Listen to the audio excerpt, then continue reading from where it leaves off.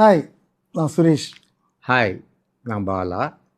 சேர்ந்து சுபாவுடைய official YouTube சேனலுக்கு உங்களை நாங்கள் வரவேற்கிறோம்.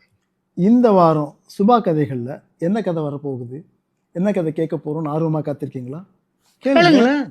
கொஞ்ச நாள் பிரேக் விட்டு மற்ற சுபா கதைகளெல்லாம் பார்த்துட்டு வரலான்னு ட்ரை பண்ணா அதுக்குள்ள நரேன் எங்க வைஜெயந்தி எங்கன்னு ஒரே சத்தம்.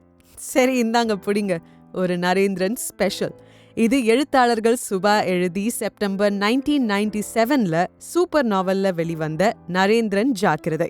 நோ ஸ்பாய்லர்ஸ், நேரா கதைக்கு தான் போறோம். ரெடியா?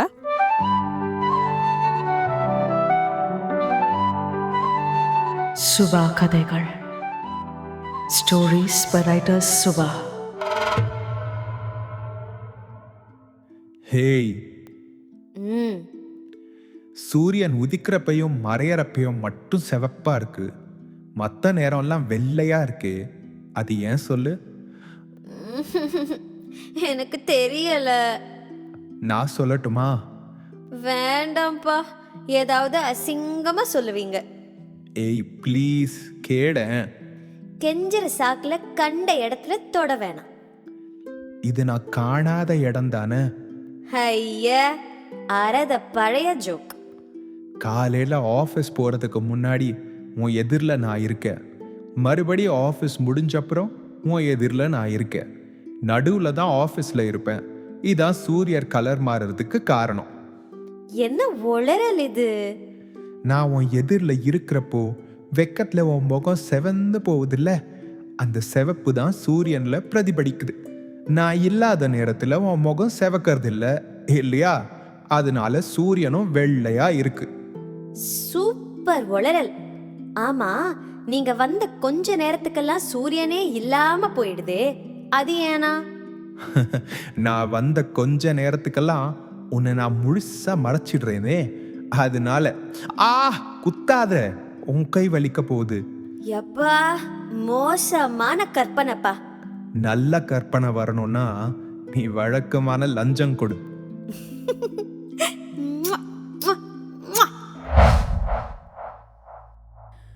போலீஸ் கமிஷனர் அலுவலகம் சுறுசுறுப்பாய் இருந்தது.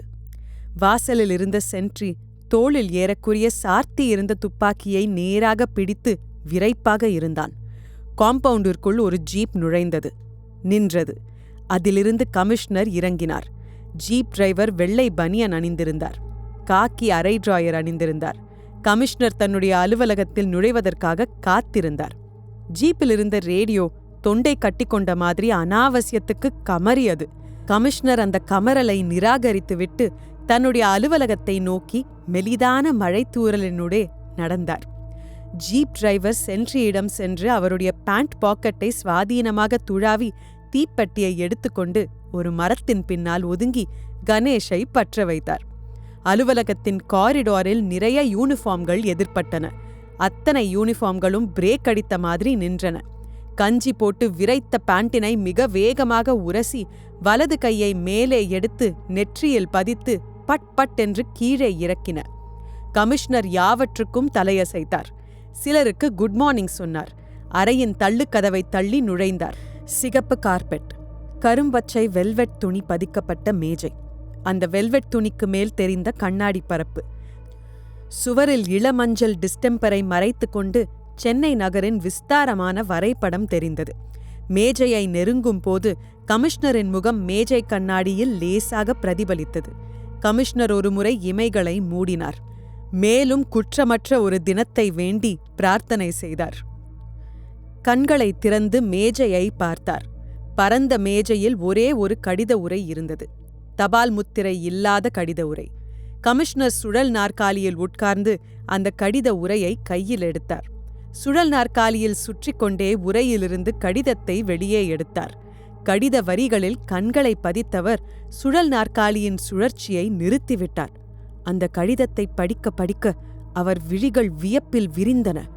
படித்து முடித்தவுடன் கடிதத்தை மேஜையில் விட்டெறிந்தார். என்று கடிதம் எழுதிய முகம் தெரியாத அந்நியனை திட்டினார். கையின் சுண்டு விரலுக்கு அகப்பட்ட பித்தானை அழுத்தினார். தள்ளுக்கதவின் வாசலில் நிழலாடியது தெரிந்ததும் ரகுநாத்த கூப்பிடையா என்று இறைந்தார். ரகுநாத் வரும் வரை சும்மா காத்திருக்க பிடிக்காமல் இன்னொரு முறை அந்த கடிதத்தை படித்தார். Sir, good morning sir. Bad morning Raghunath. இந்த கடிதத்தை பாருங்க என்று கையிலிருந்த ஃபேன் காற்றில் படபடத்த கடிதத்தை கமிஷனர் அவருடைய நேர் உதவியாளரான அசிஸ்டன்ட் கமிஷனர் ரகுநாத் பக்கம் வீசினார்.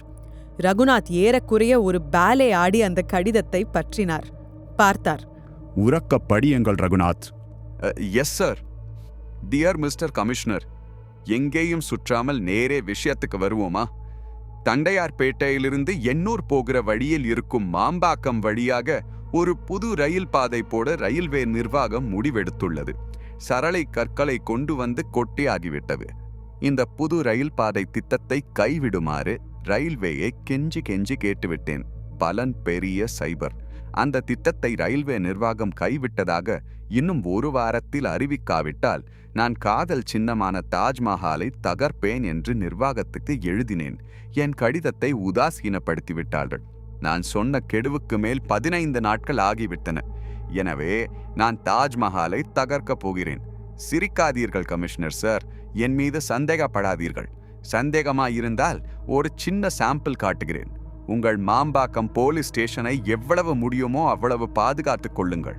15ஆம் தேதி சூரியன் மறைவதற்குள் மாம்பாக்கம் போலீஸ் ஸ்டேஷன் சுக்கு நூறாகிறதா இல்லையா என்று பாருங்கள். ஆக்ராவின் உலக அதிசயமான தாஜ்மஹாலும் உங்கள் மாம்பாக்கம் போலீஸ் ஸ்டேஷனும் காப்பாற்றப்பட வேண்டுமானால் உடனே ரயில்வே நிர்வாகத்தாரிடம் சொல்லி அவர்களுடைய புது ரயில் பாதை திட்டத்தை உடனே கைவிடச் செய்து ஆங்கில தினசரிகளில் அறிவிக்கச் சொல்லுங்கள். இப்படிக்கு பெயரும் முகவரியும் போட்டோவும் கொடுக்க விரும்பாத ஒரு புத்திசாலி. என்ன சார் இது? என்னையே கேளுங்க. என்ன கடிதம் இது? நம்ம தபால் தந்தி இலாக்கா கவர்ல வச்ச கடிதம் சார். சட், ஆசாமி எப்போ நாற்காலிய காலி செய்வான், எப்போ நாம கமிஷனர் ஆகலான்னு நாக்க தொங்க போட்டு காத்திருக்கிறீங்களே தவிர அந்த நேரத்துல எல்லாம் மூளையை உபயோகப்படுத்துறது எப்படின்னு யாராவது புஸ்தகம் எழுதியிருக்காங்களான்னு பாருங்க. தபால் தந்தி இலாக்கா கடிதமா? இந்த கடிதத்தை எழுதியிருக்கிறவன் ரொம்பவும் உணர்ச்சி வசப்பட்டு எழுதியிருக்கான். ஒவ்வொரு எழுத்தும் எவ்வளவு ஆழமா பதிந்திருக்கு பாருங்க.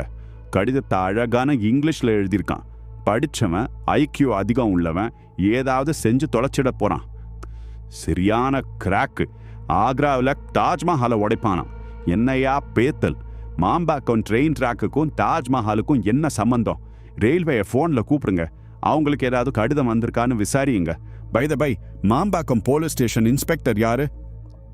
பால்ராஜ் சார் என்றார் ரகுநாத். உன் உடம்பு எனக்கு எவ்வளோ சந்தோஷத்தை தர விஷயம் தெரியுமா டார்லிங்? ஆம்பளைங்களுக்கெல்லாம் செக்ஸ் அழுக்கவே அழுக்காதா? அப்படின்னா நான் என்ன இது இப்பதானே முடிஞ்சது, அதுக்குள்ள மறுபடி கண்ணன் தொட்டு முழங்கைக்கு மேல வித்தியாசமா தொட்டு மறுபடியுமா? நீ என்னமோ சொல்ல வந்தியே, அத சொல்லுமா. சொல்ல மாட்டேன். இப்ப சொன்னா கோச்சுப்பீங்க, உங்க மூட் அவுட் ஆயிடும். பின்ன எப்ப சொல்லுவியா? கிழவியாகி போய் கையில ஒரு வாக்கிங் ஸ்டிக் எடுத்துக்கிறேன் பாருங்க, அன்னைக்கு சொல்றேன்.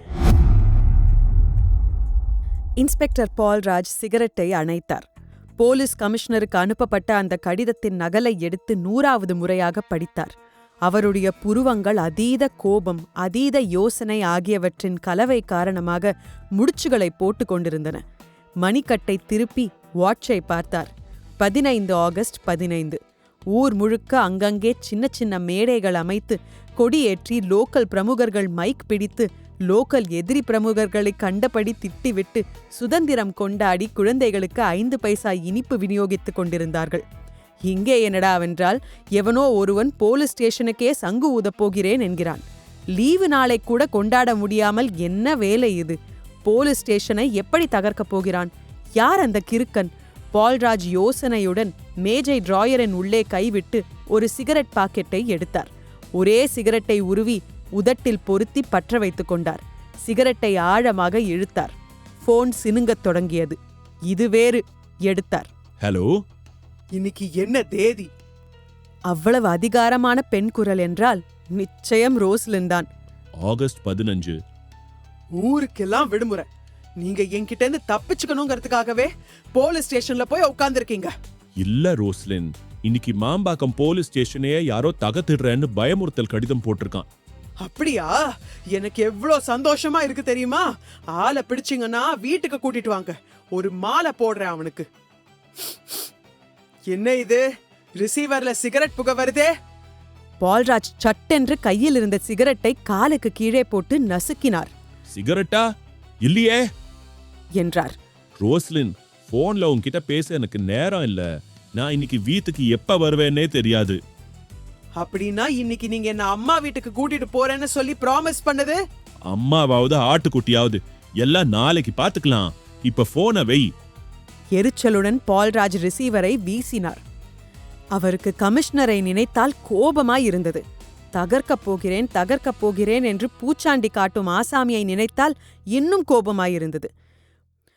மாம்பாக்கம் போலீஸ் ஸ்டேஷனை நீ போனாதான் உருப்படியான போலீஸ் ஸ்டேஷனா பார்க்க முடியும் என்று சொல்லி சென்னையுடன் கோபித்துக் கொண்டு நகர சங்காத்தமே வேண்டாம் என்று கோவண முருகன் மாதிரி தனியாக நிற்கும் இந்த மாம்பாக்கத்துக்கு அனுப்பியதால் டிபார்ட்மெண்ட் மீதும் கமிஷனர் மீதும் கோபம். ஊரில் 1008 போலீஸ் ஸ்டேஷன் இருக்க போயும் இந்த போலீஸ் ஸ்டேஷனை செலக்ட் பண்ணி தூளாக்குகிறேன் என்று புருடா விடுகிறானே, அதனால் கடிதம் எழுதியவன் மீது கோபம். எல்லாவற்றுக்கும் மேலாக சிகரெட்டை கூட ஒழுங்காக பிடிக்க விடாமல் போனிலேயே பயமுறுத்தும் மனைவி மீது கோபம். பால்ராஜ் மணியை அழுத்தினார். 707 என்று இறைந்தார். யாரும் அந்த எல்லையிலேயே இருக்கிறார் போல தெரியவில்லை. பால்ராஜ் நாற்காலியிலிருந்து ஒரு எம்பி வாசலை பார்த்தார். போலீஸ் ஸ்டேஷனுக்கு எதிர்ப்பக்கம் ஒரு பெட்டிக்கடையின் வெயில் கூரைக்கு கீழே நின்று கொண்டு பீடியை உறிஞ்சிக் கொண்டிருந்த 707 பால்ராஜின் முகத்தை பார்த்ததும் பீடியை பின்னால் மறைத்து கொண்டு விகாரமாக இழித்தார். அங்க என்னையா வேலை? ஒரு காஃபி வாங்கி வாயா என்று பால்ராஜ் இறைந்தார். காஃபி தானே சார், வெளியே வாங்க. கப்பா கப்புன்னு அடிங்க. என்ன உள்ள கூப்பிடாதீங்க, நான் புள்ள குட்டிக்காரன் சார் என்று 707 புகைப்பறந்த வாயுடன் அங்கிருந்தே இறைந்தார். எந்த நேரத்துல ஸ்டேஷன் வெடிச்சிடுமோன்னு நாங்க பயந்துகிட்டு இருக்கோம், காஃபி வாங்கிட்டு வரணுமா என்று பால்ராஜுக்கு கேட்கிற மாதிரியே முணுமுணுத்தார்.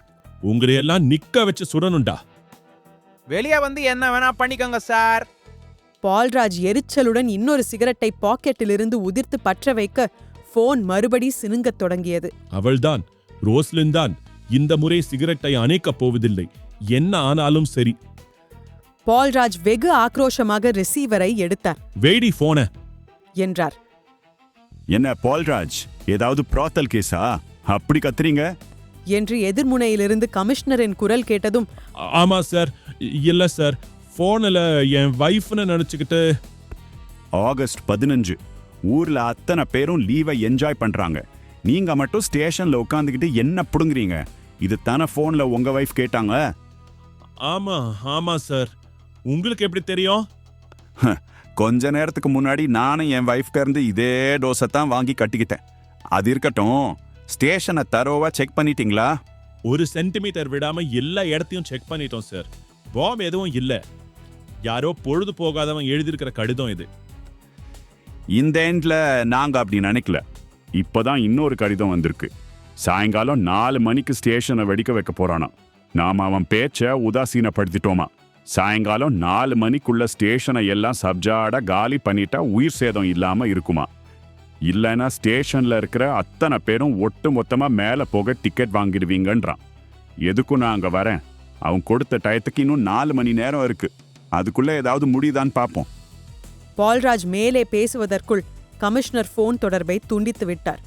சரியாக அரை மணி நேரம் கழித்து பிரதான சாலையிலிருந்து பிரிந்த குறுக்கு சாலையில் அந்த ஜீப் திரும்பி சாலையின் ஏற்ற இறக்கங்களில் தத்தி வந்தது. ஜீப்புக்கு பின்னால் ஒரு போலீஸ் வேன். இரண்டும் விடாமல் ஹாரனின் கழுத்தை நெரித்து கொண்டிருக்க பிரதேசமே அலறியது. ஜீப்புக்கு பின்னால், வேனிற்கு பின்னால் பிற்பகலின் புழுதிப்படலம் பறந்தது. பால்ராஜ் ஸ்டேஷன் வாசலில் நின்றிருந்தவர் விரைப்பானார். ஜீப் ஸ்டேஷன் வாசலுக்கு வந்து நின்று கமிஷனர் இறங்கியதும் சல்யூட் அடித்தார். அப்ரோச் ரோடு இவ்ளோ மோசமா இருக்கே, லோக்கல் எம்எல்ஏவை விட்டு ஒரு மறியல் பண்ண சொல்லக்கூடாது? அதற்குள் பின்னால் வந்து நின்ற வேனின் கதவுகள் திறக்கப்பட அதிலிருந்து 2 நாய்களுடன் அதன் ட்ரெயினர்கள் இறங்கினார்கள். கமிஷனரின் ஆணைக்காக அவர் அருகில் வந்து நின்று காத்திருக்க தொடங்கினார்கள். கமிஷனர் அந்த ஏரியாவை விலைக்கு வாங்க வந்திருப்பவர் போல சுற்றிலும் பார்வையால் வருடினார். போலீஸ் ஸ்டேஷன் ஏறக்குறைய ஒரு பெரிய காலி மைதானத்தில் அமைந்திருந்தது. யாரோ வந்து உறைவதற்காக கட்டப்பட்ட வீடு இன்று போலீஸ் ஸ்டேஷன் ஆகியிருந்தது. முன்னால் சுவருக்கு சிகப்பு பெயிண்ட் அடித்திருந்தார்கள். போலீஸ் ஸ்டேஷனை சுற்றி அங்கங்கே தென்னை மரங்கள் பூமியிலிருந்து வானம் பார்த்து நீண்டன. நம்ம ஆசாமி சரியான ஸ்டேஷனை தான் தேர்ந்தெடுத்திருக்கிறான். சுத்து வட்டாரத்துல யாருக்கும் எந்த தீங்கும் நேராதபடி என்றார் கமிஷனர். நீங்க சொல்றத பார்த்தா போலீஸ் ஸ்டேஷன் வெடிக்கத்தான் போகுதுங்கிற பாணியில இருக்கு. நான் சொல்லல பால்ராஜ், கடிதம் அப்படி சொல்லுது என்றவர் ட்ரெயினர்கள் பக்கம் திரும்பி, நீங்க நாயோட போய் பாருங்க. நாட்டு வெடிகுண்டு, ஜெலட்டின் ஸ்டிக்கு, சந்தேகப்படுற மாதிரி எது இருந்தாலும் எனக்கு தகவல் கொடுங்க. கமிஷனர் பால்ராஜ் பக்கம் திரும்பினார். ஏன் பால்ராஜ், சுத்து வட்டாரத்துல மண்ணை இப்பதான் தோண்டின மாதிரி ஏதாவது அறிகுறி இருக்கா? இல்ல சார், நாங்க கடிதத்தோட நகல் வந்த நாளிலிருந்து இரவு பகல் எப்ப பார்த்தாலும் விழிப்போடத்தான் சார் இருக்கோம். பக்கத்துல வேற யாருக்கும் இன்ஃபர்மேஷன் கூட கொடுக்கல. ஏன், என் வைஃபுக்கே கொஞ்ச நேரத்துக்கு முன்னாலதான் இந்த விஷயத்தையே சொன்னேன். குட், நம்ம காத்திருக்கலாம் என்றார் கமிஷனர். போலீஸ் ஸ்டேஷன் எதிரில் இருந்த ஒரு வீட்டின் திண்ணையில் ஒரு மேஜை நாற்காலி போடச் சொன்னார். நாற்காலியில் உட்கார்ந்து கொண்டு பால்ராஜை பார்த்து நர்வஸாக சிரித்தார். அசட்டு துணிச்சல் கூடாது பாருங்க என்று மணிக்கட்டை திருப்பி பார்த்தார். மணி 1 ஆகியிருந்தது. லஞ்ச இங்கே கொண்டு வந்து சர்வ் பண்ண சொல்லவா சார்? ஹோட்டல்ல இருந்தா எனக்கு அல்சர் கம்ப்ளைண்ட் இருக்கு பால்ராஜ். எங்க வீட்ல சாப்பிடலாம் சார். காரம் இல்லாம மட்டன் ஃப்ரையும் எக் ஆம்லெட்டும் தயார் பண்ண சொல்றேன். இன்னும் 1/2 மணி நேரத்துல சாப்பிடலாம். தலையசைத்தார் கமிஷனர். அவர்கள் மதிய உணவை முடித்துக்கொண்டு திரும்பிய போது மணி 2:30. நாய்கள் நாக்கிலிருந்து நுரை தள்ளும் அளவுக்கு மோப்பம் பிடித்து ஓய்ந்திருந்தன. ட்ரெயினர்கள் வலப்பக்கமும் இடப்பக்கமும் தலையை அசைத்து வெடிகுண்டெல்லாம் ஒன்றும் இல்லை என்று சொல்லிவிட்டு சாப்பிடப் போவதற்கு அனுமதி கேட்டார்கள். கமிஷனர் அவர்களை அனுப்பிவிட்டு நாற்காலியில் ஆணி அடித்த மாதிரி அமர்ந்து கொண்டார். கமிஷனருக்கு தூக்கம் கண்களை சுழற்ற மட்டன் பிரியாணி, மட்டன் ஃப்ரை, தேங்காய் எண்ணெயின் உதவியுடன் டபுள் ஆம்லெட், பின்ன லேசாக நாற்காலியில் சாய்ந்து கண்களை மூடி குரட்டை விட துவங்கிய போது மணி 3. பால்ராஜ் வீட்டுக்கு ஆள் அனுப்பி நல்ல டீ போட்டு வரச் சொல்லிவிட்டு பெட்டிக்கடையின் பின்பக்கமாய் போய் நின்று கொண்டு சிகரெட் பெட்டியிலிருந்து ஒரு சிகரெட்டை உருவி உதடுகளில் பொருத்தினார். சரக்கென்று குச்சியை கிழித்து எரிந்த கந்தகம் வழங்கிய மணத்தை அனுபவித்துக் கொண்டே சிகரெட்டை பற்ற வைத்தார். ஒரே ஒரு முறை ஆழமாக உள்ளே இழுத்து புகைமேகம் நுரையீரலுக்குள் பரவ பரவ, அப்பாடா சார், இத பாருங்க சார் என்று பைலட் வண்டியின் அலறல் போல ஒரு அலறல் கேட்டவுடன் பதறிப்போய் சிகரெட்டை கீழே போட்டு பாழாக்கிவிட்டு பால்ராஜ் முன்னால் ஓடி வந்தார். கமிஷனர் தூக்கம் கலைந்த வெறுப்பில் எதிரில் நின்று கொண்டிருந்த 707ஐ பார்த்தார். என்னையா, யாரோ உன் கழுத்தை நெரிச்சிட்ட மாதிரி கத்தினிய? 707 சற்று தூரத்தில் கீழே மணலில் இருந்த துணி மூட்டை ஒன்றை காண்பித்தான். எட்ட நின்று கொண்டு, என்னையா அது? போலீஸ் ஸ்டேஷனுக்கு பின்னால தோட்டத்துல இருந்துச்சு சார். உள்ள என்ன இருக்கு? தெரியல சார். அவுத்து பாருயா என்று கமிஷனர் நாய் ட்ரெயினர்களை முறைத்தார். 707 தன் இஷ்ட தெய்வங்களை எல்லாம் பிரார்த்தனை செய்து கொண்டு அந்த துணி மூட்டையை அவிழ்த்தார். உரிக்கப்படாத 2 தேங்காய்கள் இருந்தன. என்னையா இது என்றார் கமிஷனர் நாய் ட்ரெயினர்களை பார்த்து. சார், நாங்கள் ஸ்டேஷன் பின்னால் போய் தேடியப்போ மரத்துலேருந்து விழுந்த காய்ங்க சார்.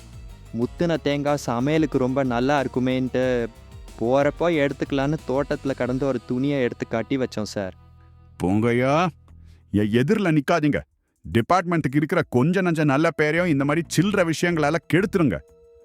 என்ன கேட்டிருந்தா நானே வேன் நிறைய தேங்காய்களை கொண்டு வந்து நிரப்பி இருப்பேன் என்றார் 707.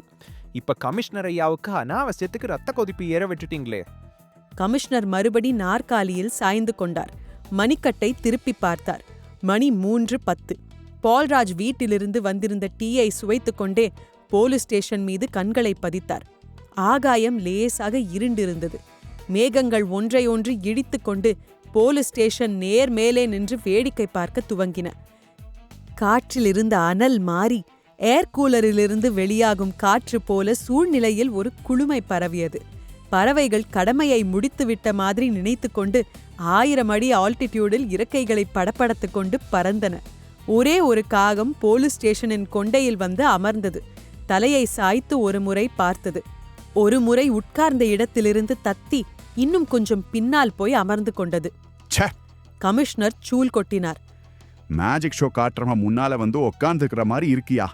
மெட்ராஸ்ல 1000 வேலை, அத்தனையும் விட்டுட்டு ஸ்டேஷனை சுத்தி எதுவும் வந்துடாம பாத்துக்கோங்க என்றார்.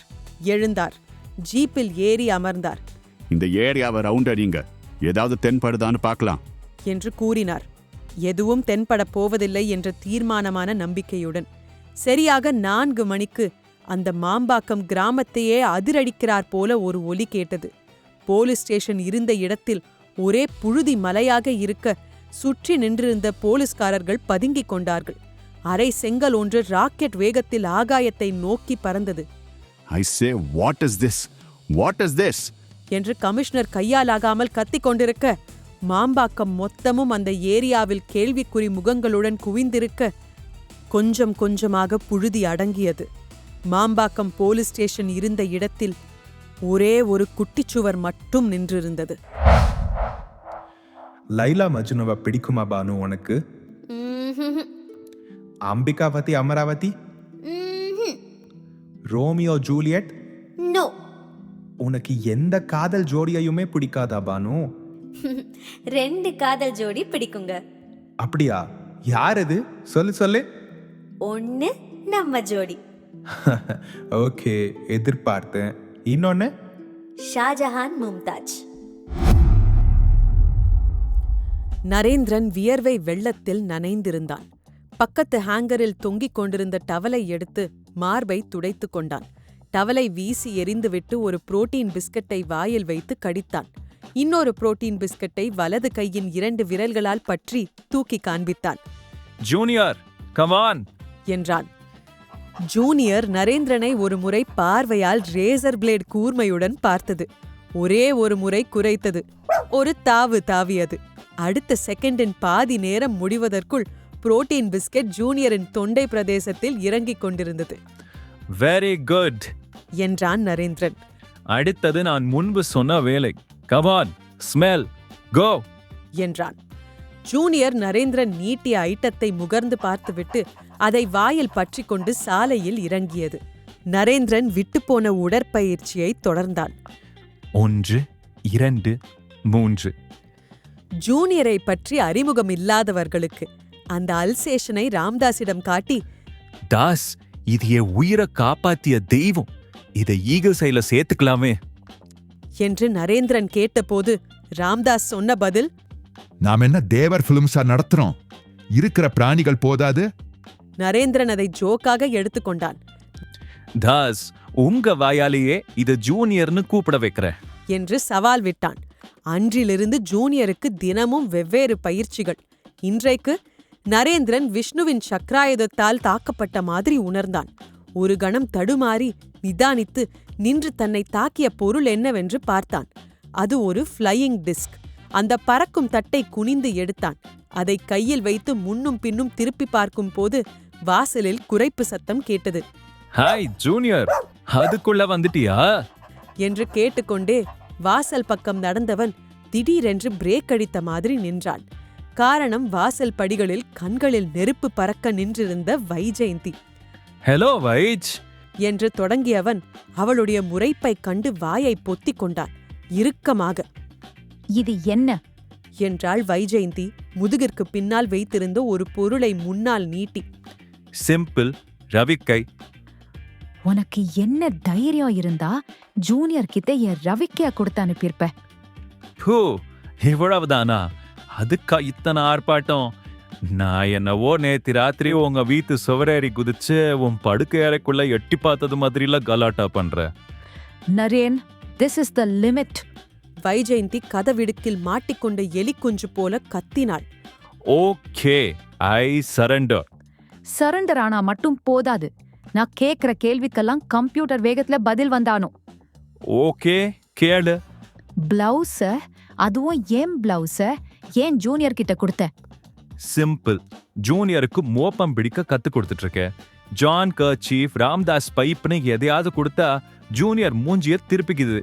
அதுக்கும் வேலையில ஒரு இன்ட்ரெஸ்ட் வரணும்ல, அதனாலதான் உன் பிளவுஸ கொடுத்த. You stinking rascal. நாய கூடவா இப்படி கெடுத்து வச்சிருப்ப? வைஜெயந்தி அவன் மார்பில் கிங் காங் தாரா சிங் நாக் அவுட்டுகளை செலுத்தி, சிரிக்காத, எனக்கு 10 எரியுது என்றாள். என்றான் நரேந்திரன். என்னோட பிளவுஸ் உன் கைக்கு எப்படி வந்தது? உன் அம்மா கிட்ட கேட்டு வாங்கின. 1 போதுமா 2 வேணுமா அளவுக்கு தானான்னு கேட்டு சர்வசாதாரணமா எடுத்து தந்தாங்களே. வீட்டுக்கு போய் கவனிச்சுக்கிறேன் விவஸ்தை இல்லாத என் அம்மாவ என்று அவள் கருவ, நரேந்திரன் ஷெல்ஃபிலிருந்து புரோட்டீன் பிஸ்கெட் டப்பாவை எடுத்து அதிலிருந்து 4-5 பிஸ்கெட்களை எடுத்து ஜூனியர் முன்னால் வீசினான். எடுத்துக்கோ ஜூனியர், உன் கடமைய செவ்வனே செய்ததற்காக இந்த எளியேன அன்பு பரிசு என்றான். என்றது ஜூனியர். என்ன நரேன், மிஸ்டர் மெட்ராஸ் கான்டெஸ்ட்ல கலந்துக்க போறியா என்ன? என்று ஒரு ஈயக்குரல் பின்னால் ஒலித்தது. நரேந்திரன் சட்டென்று உடம்பில் ஒரு டவலை போர்த்தி கொண்டு திரும்பினான். தாஸ் என்றான். ஜூனியர் இந்த ஆபீஸ்க்கு வந்ததுக்கு அப்புறம் நீ நிறைய விளையாட ஆரம்பிச்சிட்ட. உன்னை பார்க்க ஒரு விஐபி வந்திருக்காரு. அடுத்த 2வது நிமிஷம் உன்னை என் ஆபீஸ் ரூம்ல எதிர்பார்க்கிறேன். டபுள் அப். அடுத்த 2வது நிமிடம் ராம்தாஸின் அறையில் நுழைந்த நரேந்திரன் ராம்தாஸின் எதிரில் உட்கார்ந்திருந்த ஆசாமியை பார்த்ததும் சீறினான். இவரை யார் தாஸ் உள்ள விட்டது? என்ன பையா, 1 மாசம் ஜெயில்ல களி தின்னதுக்கு அப்புறமாவும் ஒரு ரோஷம் குறையிலையே என்றார் பால்ராஜ். ஈகிள்ஸை ஆசாமிங்களுக்கு ரோஷம் குறையறதில்ல. Stop it. நீ ஜெயிலுக்கு போனது ஒரு செட்டப் தானே, அதுக்காக ஏன் பால்ராஜ் மேல இப்படி பாயிர? இல்ல தாஸ், என்ன ஜெயில தள்ளுற சாக்குல இந்த ஆள் என்ன அடி அடிச்சார் தெரியுமா? அதான் என்ன அடிச்சதாலதான் அவரை மாம்பாக்கம் பாலைவன ஸ்டேஷன்ல தூக்கி போய் போட்டாங்க. என்ன அடிச்சதாலதான் இப்போ மாம்பாக்கம் போலீஸ் ஸ்டேஷன் தூள் தூளாய் போயிடுச்சு. என்ன பால்ராஜ் சார், உங்க அட்ரஸ் இப்போ என்ன? கேர் ஆஃப் பிளாட்ஃபார்மா? விளையாட்டெல்லாம் அப்புறம் நரேன். பால்ராஜ் நம்ம உதவிய தேடி வந்திருக்காரு. ஸ்காட்லாந்து யார்டுக்கு சவால் விடுற தமிழ்நாடு போலீஸ் ஈகிள் செய்ய தேடி வந்திருக்குன்னா சாதாரணமா?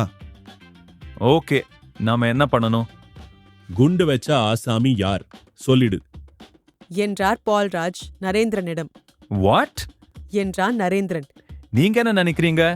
நான் தான் உங்க ஸ்டேஷன்ல ஆள் வச்சு நிர்மூலமாக்கினேன்னா? Ridiculous. Narendran, this is purely personal. Commissioner என்ன தோய்த்தெடுக்கிறாரு. குண்டு வெடிச்ச நேரம் அவரும் கூடவே இருந்தாரு. அந்த ஏரியா முழுக்க மணலை சலிக்கிற மாதிரி சலிச்சு பார்த்துட்டோம். குண்டு வெடிக்கிறதுக்கு 1 நிமிஷம் முன்னாடி வரைக்கும் குண்டு எங்க வைக்கப்பட்டிருக்குன்னு தெரியவே இல்லை. குண்டு வச்சவன் அவ்வளோ ஷ்ரூட். சூன்யத்திலிருந்து புகை மாதிரி வந்து குண்டு வெடிச்சுட்டு போயிருக்கான். மறுபடி சூன்யத்துல கலந்துருக்கான். நாங்க எல்லா கேட்லயும் நுழைஞ்சு பார்த்துட்டோம். நோன்னா நோ தான் ஆன்சர். உன்னை கேட்டா நீ லேட்ரலா திங்க் பண்ணி ஏதாவது தகுடுதத்தம் பண்ணி எதையாவது கண்டுபிடிப்ப. அதனாலதான் உன்கிட்ட வந்த. தகுடுதத்தம்னா என்ன அர்த்தம் இன்ஸ்பெக்டர் சார்? டேய், நான் வீட்டு கதவை தட்டிட்டு இருக்கேன், நீ விளையாடிட்டு இருக்க. ஓகே, நோ மோர் விளையாட்டு. ஏ ஃபார் ஆப்பிள்ல தொடங்கி எல்லா விஷயத்தையும் சொல்லுங்க என்றான் நரேந்திரன். பக்கத்தில் நின்று கொண்டிருந்த வைஜெயந்தியின் பக்கம் திரும்பினான். வைஜெயந்தி, நோட் டவுன் என்றான். பக்கத்தில் நின்று மூச்சிரைத்துக் கொண்டிருந்த ஜூனியரை மடிமேல் ஏற்றிக்கொண்டு பால்ராஜ் சொன்னதை கேட்க தயாரானான். என் பிரியத்துக்குரியவளே, நீ தெரிந்து கொள்ள வேண்டும் என்பதற்காக, ஆக்ரா இந்தியாவின் மிக பழமையான நகரங்களில் ஒன்று. மகாபாரத நாட்களில் ஆக்ரா ஒரு சுறுசுறுப்பான நகரமாக இருந்தது என்று சரித்திர ஆராய்ச்சியாளர்கள் சொல்கிறார்கள். ஆக்ரா நகரத்துக்கு அந்த பெயர் வர காரணங்களாக கூறப்படுபவை பல. ஆரியர்கள் முதலாக தங்களுடைய சட்டி பானைகளை வைத்து செட்டிலான இடம் இந்த நகரம் என்பதால் ஆரிய கிரகம் என்று பெயர் சூட்டப்பட்டு பின்னால் அதுவே ஆக்ரா என்று மாறியதாக சிலரும், ஸ்ரீ கிருஷ்ணரின் அம்மாவடி பாட்டன் அக்ரசேனனின் நிறைவாக இந்த நகரத்துக்கு ஆக்ரா என்று பெயர் சூட்டப்பட்டதாக சிலரும் எழுத்தாணிகளை கொண்டு ஓலைச்சுவடிகளில் பொறித்துவிட்டு போயிருந்தாலும், ஆக்ரா புகழ் பெற்றது முகலாயர்களின் காலமான கிபி 16ஆம் 17ஆம் நூற்றாண்டுகளில்தான். அதற்கு ஒரே ஒரு காரணம்தான் டார்லிங், தாஜ்மஹால். புல்லட் காற்றை கிழித்துக் கொண்டிருந்தது. நரேந்திரன் ஊருக்கு சற்றே வெளியே வந்துவிட்ட தைரியத்தில் ஹெல்மெட்டை கழற்றி பெட்ரோல் டேங்க் மேல் வைத்திருந்தான். பின்னால் அமர்ந்திருந்த வைஜெயந்தி எளிமையாக இருந்தாள். நீரில் கரைத்த அரிசி மாவினால் சின்ன சின்ன புள்ளிகள் வைத்த மாதிரி வெள்ளை புள்ளிகள் கொண்ட கடா வாயில் புடவை அணிந்திருந்தாள். அதே புள்ளியிட்ட ஜாக்கெட் அணிந்திருந்தாள். பேப்பர் தடிமனுக்கு பவுடர் ஒற்றி மிக மிக லேசாக லிப்ஸ்டிக் சிவப்பை உதட்டில் காட்டி கழுத்தில் ஹைதராபாத் முத்துமாலை ஒன்றை அணிந்திருந்தாள். வலது பக்க கடல்புறத்திலிருந்து வந்த காற்று இருவர் தலைமுடிகளிலும் விளையாடியது. தார்ச்சாலை சடார் என்று ஓரிடத்தில் செம்மண் சாலையாக பிரிய சாலையின் துவக்கத்தில் ஜாதி பலகையில் ஒரு போர்டு அடித்து மாட்டியிருந்தார்கள். சில எருமைகள் சாலையின் குறுக்கே நின்று மாம்பாக்கத்துக்கு அன்பாய் வரவேற்றன. நரேந்திரன் புல்லட்டை போலீஸ் ஸ்டேஷன் எதிரில் இருந்த வெயில் கூரை வைத்த கடையின் முன்னால் நிறுத்தினான். எனக்கு வைஜெயந்தி என்றான். பெட்டிக்கடையை அணுகி 2 கோல் ஸ்பாட் என்றான். கடைக்காரர் நரேந்திரனையும் வைஜெயந்தியையும் ஏற இறங்க பார்த்தார். கோல்ட் ஸ்பாட் பாட்டிலை எடுத்து லேசான காற்று சீரலுடன் நீட்டினார். வைஜெயந்தி அந்த பாட்டிலை வாங்கி உதட்டில் பொருத்தி தலையை நிமிர்த்தி முழுக்க முழுக்க காலி செய்த பின் பாட்டிலை உதட்டிலிருந்து எடுத்தாள். நரேந்திரன் இன்னொரு பாட்டிலை கையில் வாங்கி உதட்டில் பொருத்து முன் அந்த பாட்டிலையும் பிடுங்கி வைஜெயந்தி அதையும் தொண்டையின் ஆப்பிள் ஏற இறங்க குடித்தாள். நரேந்திரன் சுற்றிலும் பார்த்தான். முற்பகல் வெயில் பளபளத்தது. மாடுகள், சைக்கிள்கள், சேலையில் ஜிகினா வேலை செய்யும் கடை ஒன்றின் வாசலில் லேசான காற்றில் ஆடிக்கொண்டிருந்த வர்ண துணிகள், எதிரில் வெயிலும் வேர்வையும் பளபளக்க நடந்த மனிதர்கள். போலீஸ் ஸ்டேஷன் வெறும் குட்டிச்சுவராய் நின்றது. தூரத்தில் டென்ட் கொட்டகையின் ஒலிபெருக்கி கொண்டை வைத்த ஆஸ்பெஸ்டாஸ் முகப்பு தெரிந்தது. டிப்பிக்கல் கிராமம். சென்னையின் கூப்பிட தூரத்தில் இப்படி ஒரு ஏரியாவா? எங்கேருந்து ஆரம்பிக்கலாம் வைஜ்? வைஜெயந்தி கோல்ட் ஸ்பாட் பாட்டிலை வைத்துவிட்டு சிறிது நேரம் மூச்சு வாங்கினாள். சைகையால் நரேந்திரனை சும்மா இருக்கச் சொன்னாள். என்ன சார், ஷூட்டிங்குக்கு லொகேஷன் பார்க்க வந்தீங்களா என்றான் கடைக்காரன். ஆமா என்றான் நரேந்திரன். யார் sir hero? MK Thyagaraja Bhagavathar. கடைக்காரன் சட்டென்று வாயை பொத்திக் கொண்டான். முதல்ல பால்ராஜ் சொன்ன விஷயங்களை எல்லாம் அலசுவோம். அப்புறமா எங்க தொடங்கலான்னு முடிவு பண்ணிக்கலாம். கரெக்ட் தானே நரேன்? ரைட். பால்ராஜ் என்ன சொன்னாரு? பாயிண்ட் 1. குண்டு வெடிக்கிறதுக்கு அரை நிமிஷம் முன்னாடி வரைக்கும் போலீஸ் ஸ்டேஷனுக்குள்ளேயோ காம்பவுண்ட சுத்தியோ எந்த குண்டும் இல்ல. ரைட். ஆனா வெடிச்சிருக்கிறது என்னவோ ஜெலட்டின் ஸ்டிக்ஸ் தான். Powerful gelatin sticks. சரி, நாம எதுக்கும் போலீஸ் ஸ்டேஷன் ஏரியாவை பார்க்கணும். அதுக்கப்புறம் மேல குண்டு வச்சவன் யாரா இருந்தாலும் அவனுடைய ஒரே கோரிக்கை மாம்பாக்கம் ரயில்வே திட்டத்தை கைவிடணுங்கிறது தான். அப்படின்னா இந்த திட்டத்தை பிடிக்காதவங்க எல்லாரையும் தேடி கண்டுபிடிச்சு ஒவ்வொருத்தரா டிக் செய்ய வேண்டியதுதான். போலீஸ் டிபார்ட்மெண்ட்ல இந்த ரயில்வே பாலம் மாம்பாக்கத்துல எந்தெந்த ஏரியாவை தொட்டுட்டு போகுதுன்னு பார்த்து அவங்களையெல்லாம் விசாரிச்சு டிக் செஞ்சதா பால்ராஜ் சொன்னாரு. ஓகே, மாம்பாக்கம் ரயில்வே லைன் வரது எத்தனை பேருக்கு இடையூறா இருக்கு? 4 பேர் கோர்ட் வரைக்கும் போய் வாதாடி இருக்காங்க. ஆனா கடைசியில ஒவ்வொருத்தரும் ஒவ்வொரு விலைக்கு உடன்பட்டு தங்களோட சம்மதத்தை தெரிவிச்சிருக்காங்க. விலைனா? ரயில்வேக்காரங்க ஏதோ ஒரு வகையில அவங்கள சமாதானப்படுத்தி இருக்காங்க. நம்ம கிட்ட ரயில்வேயை எதிர்த்து கேஸ் போட்டவங்களோட லிஸ்ட் இருக்கா? இருக்கே. வெச்சுக்கோ, அப்புறம் பார்க்கலாம். இந்த கேஸ்க்கு ஒட்டாத ஒரு வினோதமான விஷயம் ஒண்ணு மாம்பாக்கம் டூரிஸ்ட் பங்களால பால்ராஜ் பார்த்ததா சொன்னாரே, அது என்ன? வைஜெயந்தி கையில் இருந்த குறிப்பு புத்தகத்தை புரட்டினாள். காகிதங்கள் சலசலத்தன. இதோ என்றாள். என்ன சொல்லு? மாம்பாக்கம் டூரிஸ்ட் பங்களால கமிஷனரை தங்க வைக்கிறதுக்காக பால்ராஜ் போயிருக்காரு. பங்களா வாட்ச்மேன் போலீஸ பார்த்ததும் மிரண்டு போயிருக்கான். ரூம் வேணும்னதும் இன்னும் மிரண்டு போயிருக்கான். காரணம்? அவன் ஒரு குடிகார. அரசு விருந்தாளிங்களுக்கு மட்டும் தர வேண்டிய பங்களாவை யாரோ ஒரு டூரிஸ்டுக்கு தந்திருக்கான். இவங்க அந்த பங்களாவுக்கு போன அதே சமயத்துல தான் அந்த டூரிஸ்ட் பங்களால அவன் தங்கியிருந்த அறைய காலி செஞ்சிருக்கான். இந்த அறைய சுத்தம் செய்யறதுக்குள்ள பால்ராஜ் போயிட்டதால வாட்ச்மேன் அரண்டு போயிட்டான். பங்களால வேற அறையே இல்லையா என்ன? இல்ல, எல்லாமே ரிப்பேர் செய்ய வேண்டிய ஸ்டேஜ்ல இருக்கு. ஓகே, நம்ம முதல்ல அந்த டூரிஸ்ட் பங்களாவுக்கு போலாம். என்ன நரேன் இது? குண்டு வெடிச்ச இடத்த பார்த்தா அர்த்தம் இருக்கு.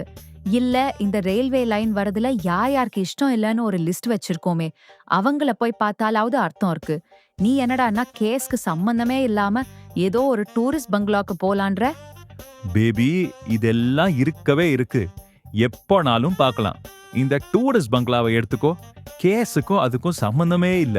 ஆனாலும் லேட்ரலா நம்ம ஏதாவது யோசிச்சா ஏதாவது கிடைக்கலாம்ல. எந்த பிளவுஸ்க்குள்ள எந்த ஐட்டமோ யார் கண்டது? கடைசியா என்ன சொன்ன? எந்த புத்துக்குள்ள எந்த பாம்போ பழமொழிய காலத்துக்கேப்ப உல்டா பண்ணிருக்கேம்மா. வைஜெயந்தி கையில் இருந்த ஹேண்ட்பேக்கால் நரேந்திரன் தோளில் பலமாக ஒரு சாத்தினாள். உன்னை திருத்தவே முடியாது நரேன். நரேந்திரன் புல்லட்டை ஸ்டார்ட் செய்தான், உருட்டினான். தென்னை மரங்கள் நிறைய இருந்தன. வேறு ஏதேதோ மரங்கள் காற்றின் ஆணைக்கு உட்பட்டு ஆடிக்கொண்டிருந்தன. ஒரு பசுமாடு மூட்டை போல தூங்கிக் கொண்டிருந்தது. நரேந்திரன் புல்லட்டை நிறுத்தி எதிர்ப்பட்ட ஆசாமியிடம் டூரிஸ்ட் பங்களாவுக்கு வழி கேட்டு கியர் மாற்றி ஒரு கான்கிரீட் காம்பவுண்டிற்குள் இருந்தது அந்த டூரிஸ்ட் பங்களா. பங்களாவின் கதவு தேக்கில் நவீனமாக இழைக்கப்பட்டிருந்தது. கதவுக்கு இரு பக்கங்களிலும் முழங்கால் உயரத்துக்கு சிமெண்ட் சுவரில் எல்லை வகுத்து அந்த எல்லைக்குள் மல்லிகை செடி நட்சத்திரங்களாய் மொட்டுவிட்டிருந்தது.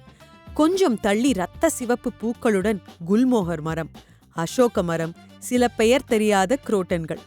நரேந்திரன் வாசல் கதவில் நீல வட்டத்தின் நடுவில் பதிக்கப்பட்டிருந்த மஞ்சள் பொத்தானை சுட்டு விரல் பதிய அழுத்தினான். குகைப்பாறை விலக அலிபாபா மந்திரம் சொன்ன மாதிரி கதவு உடனே திறந்தது. எட்டி பார்த்தவனுக்கு 50 வயது இருக்கும். மெலிந்த தேகம், சுருக்கங்கள் நிறைந்த ஆல்கஹால் தடவப்பட்ட முகம். அவன் உடலுக்கு பொருந்தாத பெரிய சைஸ் சட்டை அணிந்திருந்தான். கண்களில் பயரேகை முயல்குட்டியைப் போல இங்குமங்குமாய் தாவிக் கொண்டிருந்தது. யார் வேணும் என்றான். குரலில் லேசான நடுக்கம். எத்தனை வருட சாராய சகவாசமோ அது கொடுத்த சீதனமாக இருக்கலாம் இந்த நடுக்கம். நரேந்திரனின் பின்னால் நின்ற வைஜெயந்தியை பார்த்தான். வைஜெயந்தியின் கழுத்து பிரதேசத்தில் பார்வையை ஓட்டினான். இங்க யாருக்கும் ரூம் தரதில்ல என்று உடனே கதவை மூடப்போக நரேந்திரன் கதவின் இடைவெளியில் தன் ஷூவை நுழைத்து அவனை தடுத்தான். எனக்கு ரூம் எதுவும் வேண்டாம் மாணிக்கம். மாணிக்கம் தான் உங்க பேரு. என் பேரு உங்களுக்கு எப்படி தெரியும் என்று கேட்டான் மாணிக்கம். அவன் கண்களில் இப்போது வியப்பு ரேகை. இன்ஸ்பெக்டர் பால்ராஜ் சொன்னாரு. அது மட்டும் இல்ல, என்ன உள்ள விடலன்னா உன்னை உள்ள தள்ளிடுவேன்னு சொன்னாரு. அவன் தயங்கினான். கதவை திறந்தான். வா வைஜ் என்றான் நரேந்திரன். அது சிறிய பங்களா. 4 அறைகள் இருந்தன. 3 அறைகள் அவை உபயோகிக்கப்படும் தன்மையை இழந்திருந்தன.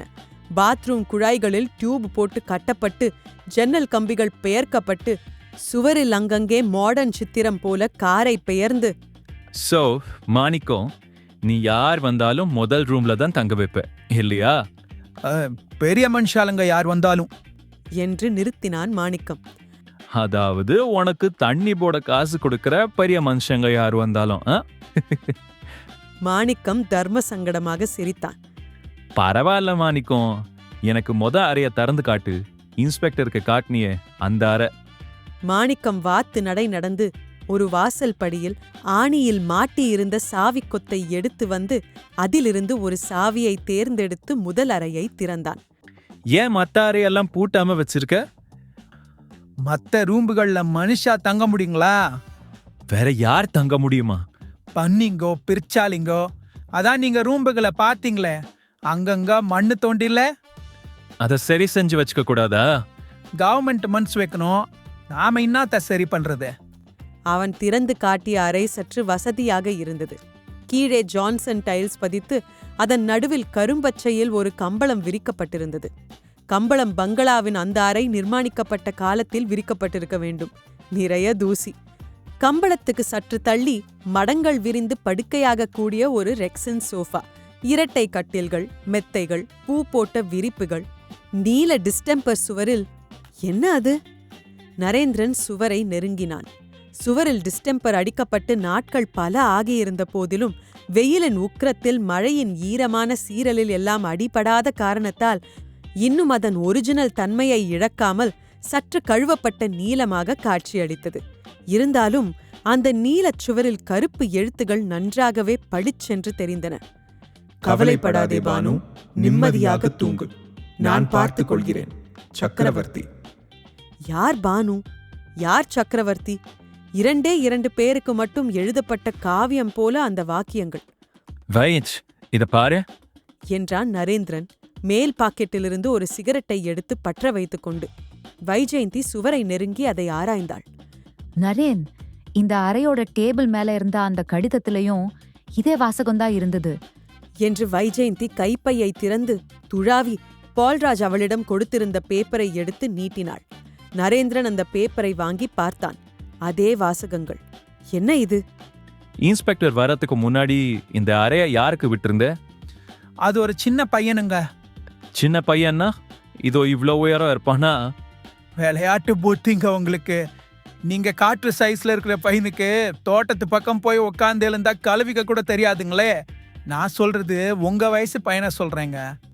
எப்படி இருந்தா? நல்ல ஒசரமா ரஞ்ச மாதிரி இருந்தான். அது யாரு ரஞ்ச? அதாங்க அந்த சினிமா ஆக்டருங்க. போச்சுடா, என்ன பார்த்தா எப்படி இருக்கு? நீங்களும் ரஞ்சம் மாதிரி தான் இருக்கீங்க. சந்திரலேகாவுக்கு பிறகு நீ படமே பார்க்கலன்னு தெரியுது. உன்னை போய் ஆலவர்ணிக்க சொல்லி கேட்டேன் பாரு, என்ன ஜோட்டால் அடிக்கணும். சரி, அந்த பையன் ஏதாவது பேர் சொன்னானா? எதுவும் சொல்லலைங்க. உங்களுக்கு முன்னாடியே போலீஸ்காரங்க இவ்ளோ கேள்வியும் கேட்டாங்களே. நான் கேட்கறதுக்கும் ஒரு தடவை சொல்ல தேஞ்சு போயிட மாட்டேன். அவன் எப்போ இந்த அறைக்கு வந்தான், எப்போ இந்த அறைய காலி பண்ணான்? மாணிக்கம் விரல் விட்டு எண்ணி 12ஆம் தேதி வந்தானுங்க. இன்ஸ்பெக்டர் வந்த அன்னைக்கு காலையிலேயே போயிட்டான். அதாவது 15ஆம் தேதி காலை. அதுக்கப்புறம் இன்ஸ்பெக்டர் வர வரைக்கும் நீ அறைய சுத்தம் பண்ணவே இல்லையா? ஆமாங்க. எத்தனை மணிக்கு அந்த பையன் காலி பண்ணா? 8 மணி இருக்குங்க. நரேந்திரன் தீவிரமாக யோசித்தான். கையில் இருந்த சிகரெட்டை கீழே போட்டு பாழாக்கினான். ஏன் மாணிக்கோ, இந்த அறையில தங்கியிருந்தானே அவன்தான் சுவர்ல இது எழுதினானா இல்லையான்னு உனக்கு தெரியுமா? ஐயோ நரேன், அவன்தான் எழுதுனான். நானே சொல்றேன். அதுக்கும் குண்டு வெடிப்புக்கும் என்ன சம்பந்தம்? Come out. இந்த அறைய பார்த்தாலே ஏதோ 1000 முதலிரவை பார்த்த அறை மாதிரி இருக்கு. சின்னதே என்று அரண்டான் நரேந்திரன். அறை தானே 1000 முதலிரவை பார்த்திருக்கணும்னு சொன்ன, நீ அதுக்கு பதற? ஷாஜஹானின் காதல் கானம் தாஜ்மஹால். வெள்ளை பளிங்கில் ஒரு நித்திய கீதம் தாஜ்மஹால். 20,000 தொழிலாளர்களின் 20 வருட இடைவிடாத உழைப்பு. ஷாஜஹானின் இந்த காதல் மாளிகையை கட்ட துருக்கியிலிருந்து, பெர்ஷியாவிலிருந்து, இத்தாலியிலிருந்து கட்டிடக்கலை வல்லுநர்கள் வந்திருந்து கூடி பேசி மூளைகளை கசக்கிக் கொண்ட நாட்கள் தான் எத்தனை. என் அன்பே, நான் ஷாஜஹான் இல்லை. ஆனால் என் காதல் ஷாஜஹானின் காதலை விட ஆழமானது, மேன்மையானது, தூய்மையானது. ஏன் தெரியுமா? ஷாஜஹானும் மும்தாஜும் வேறு வேறு உடல்களில் அவர்கள் உயிர்கள் இருந்ததாக நம்பினார்கள். இங்கே அப்படியாகவில்லையே. நான் தான் மீ, மீயே தான் நான். புரிகிறதா டார்லிங்? புரிகிறதா டார்லிங்? புரிகிறதா டார்லிங்? அந்த டூரிஸ்ட் பங்களாவை விட்டு வெளியேறி பைக்கில் ஏறும்போது கேட்டான் நரேந்திரன். நீ சொல்லு வைஜெயந்தி, நான் அம்பில் உன் தியரி பிரகாரம் செயல்படலாம். முதல்ல போலீஸ் ஸ்டேஷன் இருந்த இடத்த போய் பார்க்கலாம், ஏதாவது புரியும். யாருக்கு? உனக்கா? போலீஸ் ஸ்டேஷன் இருந்த இடத்தில் நின்று கொண்டிருந்த குட்டிச்சுவருக்கு காவலாய் ஒரு கான்ஸ்டபிள் நின்று கொண்டிருந்தார். இப்போ ஸ்டேஷன் எங்கப்பா என்று கேட்டான் நரேந்திரன். சத்துணவு கூடத்துல செயல்படுது என்றார் கான்ஸ்டபிள். நல்ல இடம் என்றான். குட்டிச்சுவருக்கு பக்கத்தில் போய் நின்று கொண்டு சுற்றிலும் பார்த்தான். யாரும் எதையும் களைச்சிடலையே. இதென்ன சார், கோடி ரூபாய் சொத்தா? மேல மேல வந்து விழ, இடிஞ்சு விழுந்ததுல இருந்து அப்படியே தான் கிடக்கு. நரேந்திரன் சுற்றிலும் கண்களை சுழற்றினான்.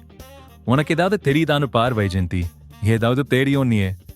அந்த இடம் ஒரு வினோதமான கலவையாக இருந்தது.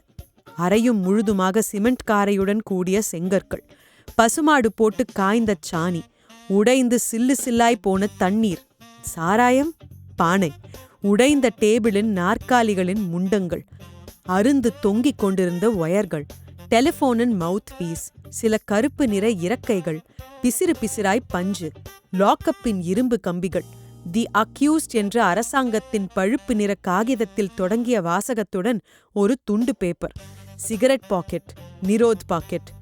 இங்க வந்ததுல நமக்கு ஒரு விஷயம் தெரிஞ்சிருக்கு வைஜெயந்தி. என்ன அது? ஒரு உயிர் கூட சேதமாகலன்னு பால்ராஜ் சொன்னார்ல, ஆமா, அது தப்பு. உயிர் சேதம் நடந்திருக்கு. யார் செத்துட்டாங்க? யாருன்னு கேட்காத, எதுன்னு கேளு. அதோ பாரு, ஒரு காக்கையோட பிஞ்சு போன சிறகுங்க. சொல்லிவிட்டு நரேந்திரன் வைஜெயந்தியின் கையெட்டும் தூரத்திலிருந்து விலகி போய் நின்று சிரித்தான். நரேந்திரனும் வைஜெயந்தியும் மறுபடி அந்த பெட்டிக்கடை அருகே வந்து நின்றார்கள். இந்த ஊரோட தாஜ் கோரமண்டல் இது. சார், சாப்பிட்றதுக்கு நல்ல ஹோட்டல் இதுப்பா. அப்படியெல்லாம் ஒன்றும் கிடையாது. இங்கேருந்து வடக்கில் கொஞ்சம் தூரம் போனால் ஓட்டு வீடு ஒன்று இருக்கும். திண்ணையில் கையால் எழுதுனா போர்டு மாட்டியிருக்கோம். இந்த நேரத்தில் சாப்பாடு இருக்குமான்றதே சந்தேகம்தான். உப்புமா கிண்டி தருவாங்க, நீங்கள் போங்க. உப்புமாதான் கிடைத்தது. சாப்பிட்டு விட்டு அந்த ஓட்டு வீட்டு அம்மாள் கொடுத்த பித்தளை டம்ளர் தண்ணீரை தூக்கி சாப்பிட்டு விட்டு வெளியே வந்து நரேந்திரன் ஒரு சிகரெட்டை பற்ற வைத்தான். வாட் நெக்ஸ்ட் என்று கேட்டான் வண்டியில் அமர்ந்து கொண்டே. பால்ராஜ் ஒரு லிஸ்ட் கொடுத்திருக்காரே, அந்த லிஸ்ட்ல இருக்கிறவங்க எல்லாம் பார்த்து நம்ம டிக் செய்ய போறோம். ச்சே, பேசாம அந்த பண்ணையிலேயே இருந்திருக்கலாம். ஊர்வசி, ரம்பா, திலோத்தமான்னு பேர் ஒரு மாதிரி இருந்தாலும் ஆளெல்லாம் கிந்து கின்னுதான். ஊட்டி விட ஒருத்தி, கைய அமுக்க ஒருத்தி, கால அமுக்க ஒருத்தி, ஜாலிலோ ஜிம்கானாதான். இந்த கேஸ் என்னடான்னா வெயில், ஓட்டு வீட்டு உப்புமா, நீன்னு அவஸ்தைப்பட வேண்டி இருக்கு. முடிஞ்சு போன அந்த கேஸ்லயே உன் உடம்புல இருக்கிற அத்தனை ரத்தத்தையும் ஒரு சொட்டு விடாம உறிஞ்சி எடுத்திருக்கணும் நரேன். அப்பதான் உனக்கு திமிர் அடங்கி இருக்கும். இன்ஸ்பெக்டரோட வந்து உன்னை ரிலீஸ் பண்ணோம் பாரு, அது நாங்க செஞ்ச இமாலய தப்பு என்றாள் பின்னால் உட்கார்ந்திருந்த வைஜெயந்தி. நரேந்திரன் புல்லட்டை உதைத்து கிளப்பினான். இன்ஸ்பெக்டர் பால்ராஜ் கொடுத்திருந்த லிஸ்டில் முதலாவதாக இருந்த வீட்டை தேடினார்கள். அந்த வீடு 800 இருந்தது. பிரதான சாலை பிரியும் ஒரு சந்தில் சைக்கிள் ஷாப்பை கடந்து வண்டியை நிறுத்தி மரப்படிகளை கடந்து கதவை தட்டினதில் ஒரு கவுன் போட்ட கிழவி கதவை திறந்தாள். மேஜர் நெப்போலியன் என்றாள் கிழவி. திரைச்சேரையை இழுத்து உள்ளே வரவேற்றாள். நாற்காலிகள் நிறைந்த சிறிய அறை. டீப்பாயின் மேல் எம்ப்ராய்டரி செய்யப்பட்ட துணி போடப்பட்டு துணி டீப்பாயின் வயதை மறைத்தது. அந்த நாற்காலிகளில் ஒன்றில் கிழவர் அமர்ந்திருந்தார். எழுந்தார், கை கொடுத்தார்.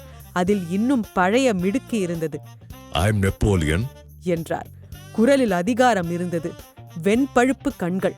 முகத்தில் 20 வருட ரிட்டையர்ட் வாழ்க்கையின் சுருக்கங்கள். அவர் முகத்தில் ஒரே ஆச்சரியம், இன்னும் வெகு அடர்த்தியாய் வெகு கருப்பாயிருந்த புருவங்கள். I'm Narendran, she's Vaijayanthi, my secretary. நீங்க ரயில்வே மேல போட்டுக்கிற வழக்கு பத்தி கேட்கறதுக்காக வந்திருக்க. நீ போலீஸா என்று ஆங்கிலத்தில் கேட்டார். அவருடைய அதிகாரத்தில் ஒருமைதான் பிரதானமாக தெரிந்தது. இல்ல, பிரைவேட் டிடெக்டிவ். ஏற்கனவே ஒரு இன்ஸ்பெக்டர் வந்து கொடைஞ்சிட்டு போனாரு. இப்போ நீ என்ன விஷயம்? அந்த கேஸ் முடிஞ்சிருச்சு. என் மகனுக்காக ஒரு தனி வீடு எழுப்புறதுக்காக ஒரு மனை வாங்கி வச்சிருந்தேன். ரயில்வே நிர்வாகம் அதை ரயில் பாதை போடுறதுக்காக கேட்டுச்சு. நான் வேண்டான்னு சொன்னேன். ரயில்வே நிர்வாகம் பிடிவாதம் பிடிச்சாங்க. நானும் பிடிவாதம் பிடிச்சேன். இது பாரு சின்ன பையா, நான் ஒரு மேஜர். நாட்டுக்காக சேவை செஞ்சவன். நிறைய வேர்வையும் ரத்தமும் சிந்தியிருக்கேன். 40 வருட சுதந்திர தேசம் எனக்கு எதுவும் செய்யல. அதனால என் மகனுக்காக நான் வாங்கி வச்சிருந்த நிலத்தை தேசத்துக்கு தானம் செய்யறதுக்கெல்லாம் எனக்கு இஷ்டம் இல்லை. கோர்ட் வரைக்கும் போனேன். இரே, குறுக்க கேள்வி கேட்காத. டார்லிங், இந்த குழந்தைங்களுக்கு டீ கொண்டு வா. என்ன சொன்ன? கோர்ட் வரைக்கும் போனேன்னு தானே? ஆமா, கோர்ட் வரைக்கும் போனேன். கடைசியில என்னாச்சு? என் மகனும் தேசத்துக்காக உழைக்க போறேன்னு முடிவெடுத்துட்டான். ராணுவத்துல போய் சேர்ந்துட்டான். அவன் இனிமே எந்தெந்த ஊருக்கு காத்துல அலையிற காகிதமா அலைய போறானோ தெரியாது. இந்த நிலத்தை சர்க்காருக்கே கொடுத்துடலான்ட்டு என் மகன் தான் சொன்னான். நான் அவன் பேச்ச கேட்டு இந்த நிலத்தை ரயில்வேக்கு தார வாத்து கொடுத்துட்டேன். இந்த நிலத்துக்கு ஏதோ காம்பன்சேஷன் கொடுத்தாங்க. அந்த காசை என் பையன் பேர்ல பேங்க்ல போட்டிருக்கேன். அவன் தேச சேவையெல்லாம் முடிஞ்சு உயிரோட திரும்பி வந்தா அந்த பணத்துல பல்குத்த குச்சி வாங்கிக்கிட்டும். கிழவருக்கு மூச்சுரைத்தது. கவுன் மாட்டிய கிழவி கொண்டு வந்த டீயை ஒரே மூச்சில் காலி செய்தார். டீ குடி, நல்லா இருக்கு பாரு. இன்னும் உனக்கு என்ன கேட்கணும்? தேன் ஒழுகிற இந்த பப்பிய செக்ரட்டரி நான் சொன்னேன். கல்யாணம் பண்ணிக்கோ, நல்லா ஒத்துழைப்பா உன்னோட வேலையில. கிழவர் இந்த வயதிலும் இளவயது நெப்போலியனை மனதில் கற்பனை செய்து கொண்டு கண்ணடித்து காண்பித்தார். ஏடு தட்டி போயிருந்த டீயில் கெரசின் ஆயில் வாசம் கலந்திருந்தது. வெளியே சொல்லவில்லை. வைஜெயந்தி மேஜரை சுட்டு விடுபவள் போல பார்த்தாள். டீயை தொடவில்லை. எழுந்தார்கள். குட் டே மேஜர் என்றான் நரேந்திரன். தேங்க்ஸ். உனக்கு டீ வேண்டாமா மிஸ்? வைஜெயந்தி வேண்டாம் என்று தலையை அசைக்க மேஜர் நெப்போலியன் அந்த டீயை இன்னொரு மடக்கில் காலி செய்தார். அந்த கிழவனோட கண்ணுங்களை தோண்டி எடுத்து அவங்க குளிருக்காக உபயோகப்படுத்துற கணப்புல போடணும் என்றாள் வைஜெயந்தி சாலையை தொட்டவுடன். ஈஸி வைஜெயந்தி, ஈஸி என்றான் நரேந்திரன். அடுத்த விலாசமும் எண்ணூரிலேயே இருந்தது. கொஞ்சம் பழமையான 1955 பச்சை பெயிண்ட் அடிக்கப்பட்ட வீடு. 32 வருட வீட்டை ஒரு மல்லிகைக் கொடி அணைத்துக் கொண்டிருந்தது. வாசல் கதவில் நீல போர்டில் வெள்ளை எழுத்துகள் முகமது அலிராஜா அந்த வீட்டின் மீது தனக்கிருந்த உரிமையை நிலைநாட்டிக் கொண்டிருந்தார். நரேந்திரன் கதவிலிருந்த அழைப்பு மணி பொத்தானை அழுத்த வீட்டினுள்ளே ரீங்காரம். மௌனம். யாரும் இல்லையா என்ன? நரேந்திரன் இன்னொரு முறை அழுத்தினான். என்று உள்ளே இருந்து குரல் வினவியது. கனமான ஆண் குரல். தில்லி பாதுஷா அக்பர் என்று சொல்லலாமா என யோசித்து அதன் விளைவுகளை எண்ணி பார்த்து சொல்ல வேண்டாம் என்று தீர்மானித்து, ஹலோ, குட் மார்னிங் என்றான் நரேந்திரன் கதவை திறந்த பெரியவரை பார்த்து. பெரியவர் தலையில் அணிந்திருந்த குல்லாயை எடுத்தார். வலைக்கும் சலாம். நீங்கள்? நரேந்திரன் மேஜர் நெப்போலியன் வீட்டில் சொன்ன விவரத்தை சொன்னான். கம் என்று உள்ளே அழைத்தார். வீடு வெளியிலிருந்து பார்ப்பதற்குதான் ஒரு மாதிரி, மற்றபடி உள்ளே அபாரமாக இருந்தது. உள்ளே நுழைந்தவுடன் இடறிய ஹாலில் இடது பக்கம் சுவரில் அலமாரி பெட்டி, அலமாரி நிறைய புத்தகங்கள், அரை மூலையில் சோஃபாக்கள், வலது பக்க சுவரில் மெக்காவின் படம் ஒரு மாதிரி கம்பி சித்திரமாக காட்சியளித்தது. 2 குரான் வாசகங்கள் அரேபிய எழுத்துகளில் தங்க பளபளப்புடன் இருந்தன. சுவரில் பாடம் செய்யப்பட்ட ஒரு மானின் தலை, கொம்புகளுடன் கண்களுடன் புல் தின்ன காத்திருந்தது போல இருந்தது மான். அந்த கோலி குண்டு செயற்கை கண்களில் உயிர் இருந்த மாதிரி ஒரு பிரமையை உண்டு பண்ணியது ஒரு அற்புதம். அந்த கொக்குகளுக்கு பக்கத்தில் நரேந்திரனின் கண்கள் அந்த போட்டோவில் நிலைத்து நின்றுவிட்டன. போட்டோவில் தெரிந்த பெண்ணுக்கு 20 வயது இருக்கலாம். லேசாக கலைந்திருந்த தலைமயிர். புகைப்படக்காரன் அவள் பிம்பத்தை மிக உன்னதமாக தீட்டி தீட்டி கிளிக் செய்திருந்ததில் அவளுடைய 2 முடிகள் கன்னத்தில் தனியாக அலைந்தது தெரிந்தது. இளஞ்சிவப்பில் லிப்ஸ்டிக் தீட்டியிருந்தாள். புருவங்கள் ஒழுங்குபடுத்தப்படாமல் மிக ஒழுங்காக 2 பிறை நிலாக்களாக தெரிந்தன. கழுத்து வெண்தந்தமாக பளீரிட்டது. புடவைதான் கட்டியிருந்தாள். அவள் உதடுகள் விரித்திருந்த விதத்தில் ஒரே ஒரு சின்ன புன்னகையை சிந்தவிட்டிருந்தது தெரிந்தது. அந்த புன்னகைக்காக அந்த படத்தின் கீழ் நின்று 1000 வருடங்கள் தவம் செய்யலாம். அவளுடைய மூக்கின் இடது ஓரத்தில் இருந்த ஒரே ஒரு கடுகளவு மச்சம். அவ என் மக, பேரு ஷாஹிரா என்றார் பெரியவர். தலையை தடவினார். நரேந்திரனை பார்வையால் கிழித்தார். அவர் நெற்றியில் தொழுகை வடு 3ஆம் கண் போல இருந்தது. ஐ எம் சாரி என்று நரேந்திரன் தடுமாறினான். அவ்வளவு நேரம் அந்த படத்தை வெறித்தது அநாகரிகம் என்பது போல உணர்ந்தான். பரவாயில்ல, அவளை பாக்குறவங்க யாரும் முதல்ல மெய் மறந்துதான் போவாங்க. அவ உருவாக்கி அறதான் இந்த அறை. இந்த 3 கொக்கு பறவைங்க, மெக்கா சித்திரம், குரான் எழுத்துங்க, பாடம் பண்ணப்பட்ட மான் தலை எல்லாமே அவ கைவண்ணம்தான்.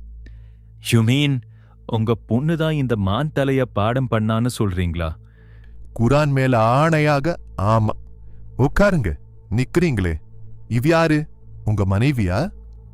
இது என்னோட செக்ரட்டரி வைஜெயந்தி என்றான்.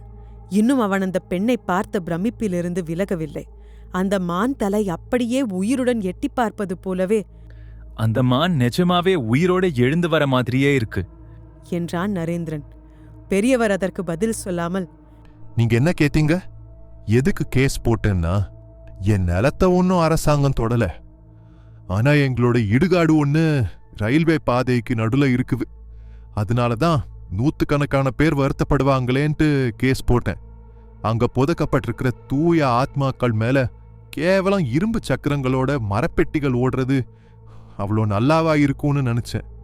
கடைசியில நிர்வாகம் பக்கத்திலேயே இன்னொரு இடத்த எங்களுக்கு இடுகாட்டுக்காக ஒதுக்கி கொடுத்துருச்சு. நம்ம ஜனங்களும் ஒன்னும் அதிகமா கவலைப்படல. சரின்னு நானும் கேஸை வாபஸ் வாங்கிட்டேன். என் ஒருவனோட மன உணர்வுக்காக 1000-10,000 பேர்லாம் அவதிப்படக்கூடாதுல்ல. நரேந்திரன் எழுந்து கொண்டான். உங்களை நிறைய தொந்தரவு பண்ணிட்டேன் என்றான்.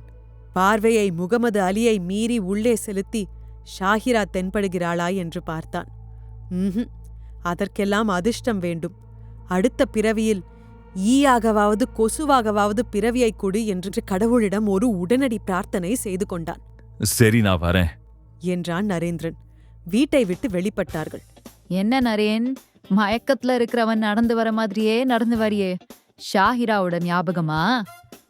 ஆமா. என்னது?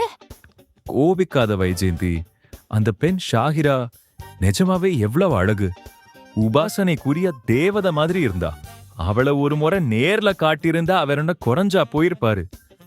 பர்தாக்காரங்க நரேன், ஜாக்கிரத. உன் மூக்கை இந்த இடத்துல எல்லாம் நீத்தினா ஒட்ட அழுத்திடுவாங்க. நீ என்ன கேஸ கவனிக்க வந்தியா இல்ல சைட் அடிக்க வந்தியா? சாரி என்றான். அடுத்தது?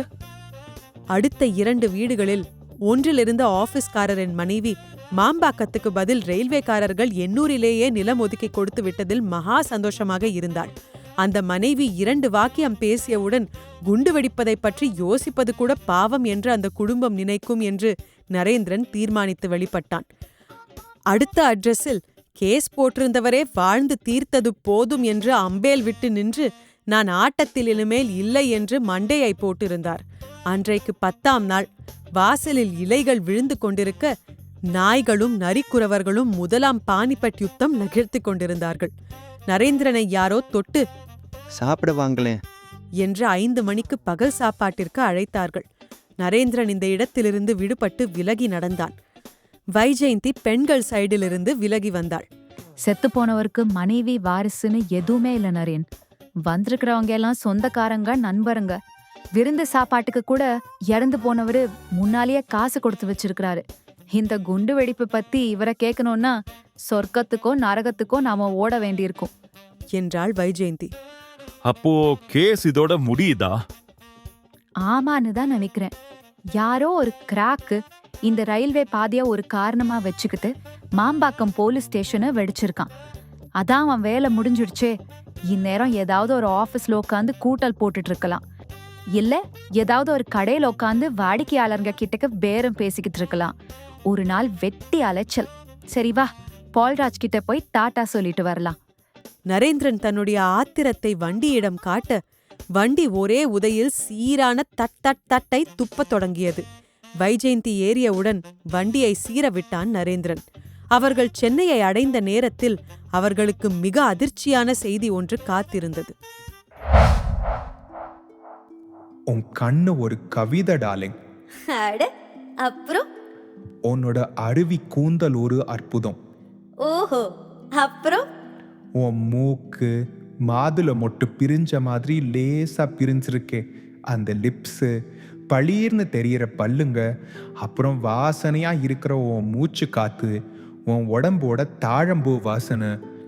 பா, எவ்வளோ பொய்.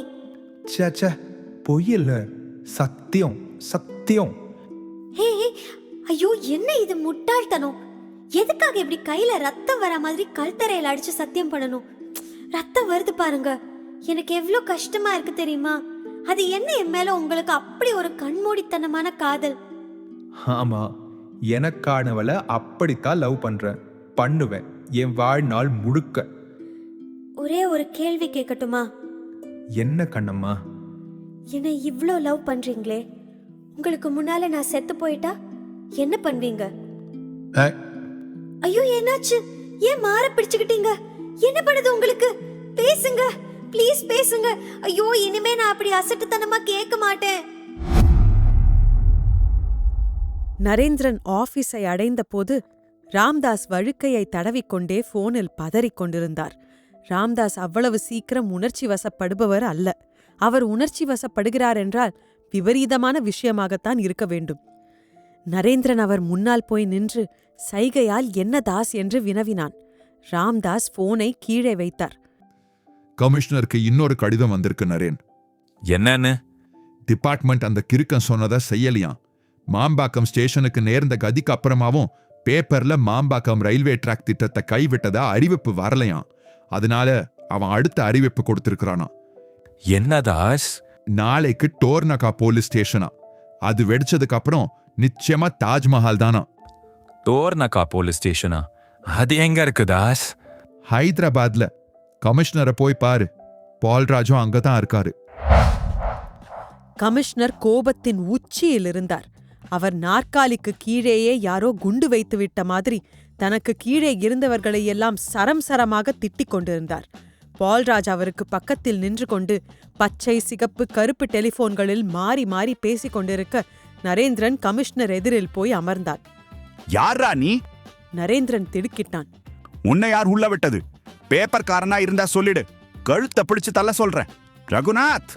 கமிஷனரின் தொண்டை நரம்பு பிதுங்கி வெளியே வந்துவிடும் போல இருந்தது. சார், நான் நரேந்திரன், ஈகிள் சை டிடெக்டிவ் ஏஜென்சி. கமிஷனர் கொஞ்சம் சாந்தமானார். அந்த ஆசாமியா என்றார். மாம்பாக்கத்துல சுத்தினியாமே, என்ன கண்டுபிடிச்ச? ஷாஹீரா நல்ல அழகென்று கண்டுபிடித்தேன் என்று சொல்லலாமா என்று யோசித்து நரேந்திரன் வேண்டாம் என்று தீர்மானித்தான். ஒன்னும் கண்டுபிடிக்க முடியல சார். நாங்க அத்தனை பேர் டேரா போட்டு அந்த ஏரியாவே அலசிட்டோம். எங்களுக்கே ஒன்னும் கிடைக்கல, உனக்கு தான் கிடைக்க போகுதாக்கும். இந்த ரயில்வேக்காரங்களுக்கு லெட்டர் போட்டா பதிலே வரமாட்டேங்குது. போன்ல பேசினா யார் யாரோ டாம், டிக், ஹாரி எல்லாம் போன் எடுத்து போலீஸ் டிபார்ட்மெண்ட் எதுக்கு இருக்குது பிடுங்கவான்னு கேக்குறான். இவனானா ஸ்டேட்டா போலீஸ் ஸ்டேஷனை தகர்க்கிறேன்னு கிளம்பியிருக்கிறான். காலையிலிருந்து பேப்பர்காரங்க போன், மாம்பாக்கம் போலீஸ் ஸ்டேஷன் சம்பவம் பத்தி நமக்கு முன்னாடியே தெரியுமாமேன்னு. யார் நியூஸை லீக் பண்ணியிருப்பாங்க? ச்சே, ஹைதராபாத் கமிஷனர் கிட்ட நானே போன்ல பேசினேன். அவருக்கும் ஒரு கடிதாசு வந்திருக்கு. தைரியமா மெட்ராஸ்ல இருந்து முன்னாலேயே அனுப்பியிருக்கான். அவங்களுக்கு அனுப்பின கடிதத்தோட நகலத்தான் நமக்கும் அனுப்பியிருக்கான். நான் அதை பார்க்கலாமா சார்? பாரு என்று கமிஷனர் கடிதத்தை நரேந்திரன் முகத்தில் விட்டெறிந்தார். சுத்தமாக ஆங்கிலத்தில் எழுதப்பட்டிருந்தது கடிதம். டியர் கமிஷனர் என்று தொடங்கி சென்னை கமிஷனருக்கு அனுப்பப்பட்ட பாணியில் இன்னொரு கடிதம். ஒரே வித்தியாசம், இந்த கடிதத்தில் நாளை மாலை 6 மணிக்கு டோர்னகா ஸ்டேஷன் தகர்க்கப்படும் என்று ஹைதராபாத் கமிஷனருக்கு முதல் கடிதத்திலேயே தேதி, நேரம் எல்லாவற்றையும் குறிப்பிட்டிருந்தார். நாளைக்கு என்ன தேதி என்று நரேந்திரன் மணிக்கட்டை திருப்பி பார்த்தான். ஆகஸ்ட் 20. ஹைதராபாத் கமிஷனருக்கு 2 நாட்கள் முன்பே கடிதம் போய் சேர்ந்திருக்கிறது. அதாவது மாம்பாக்கம் ஸ்டேஷனை வெடிப்பதற்கு முன்னாலேயே எதிரிக்கு நிச்சயம் போலீஸ்காரர்கள் தன் பேச்சை கேட்கப் போவதில்லை என்று தெரிந்திருக்கிறது. அப்படியானால் தாஜ்மஹாலுக்கு அவன் குறிவைத்திருப்பது எப்போது? இன்னும் 1 வார காலத்துக்குள்ளா? அதற்குள் நரேந்திரன் எழுந்து கொண்டான். எழுதி கொடுத்து திட்டமிட்டு செயல்படுகிறாயா நண்பனே? வருகிறேன். கமிஷனருக்கு பக்கத்தில் நின்றிருந்த பால்ராஜிடம் சென்றான். பால்ராஜ் புருவங்களால் என்ன என்று வினவ, நான் உங்ககிட்ட அப்புறமா பேசுறேன் என்று சொல்லிவிட்டு பால்ராஜின் பதிலை கூட எதிர்பார்க்காமல் நரேந்திரன் அங்கிருந்து வெளியேறினான்.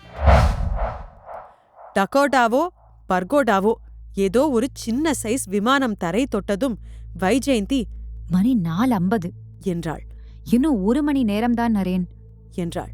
ஜன்னல் வழியே ஹைதராபாத் விமான நிலையத்தின் தீப்பெட்டி கட்டிடங்களும் புறப்படத் தயாராகி இன்ஜினை விசில் போல இயக்க விட்டிருந்த ஒரு 707ம் ஒரு தீயணைப்பு இன்ஜினும் வெள்ளை வெள்ளை அணிந்த சிப்பந்திகளும் தெரிந்தார்கள்.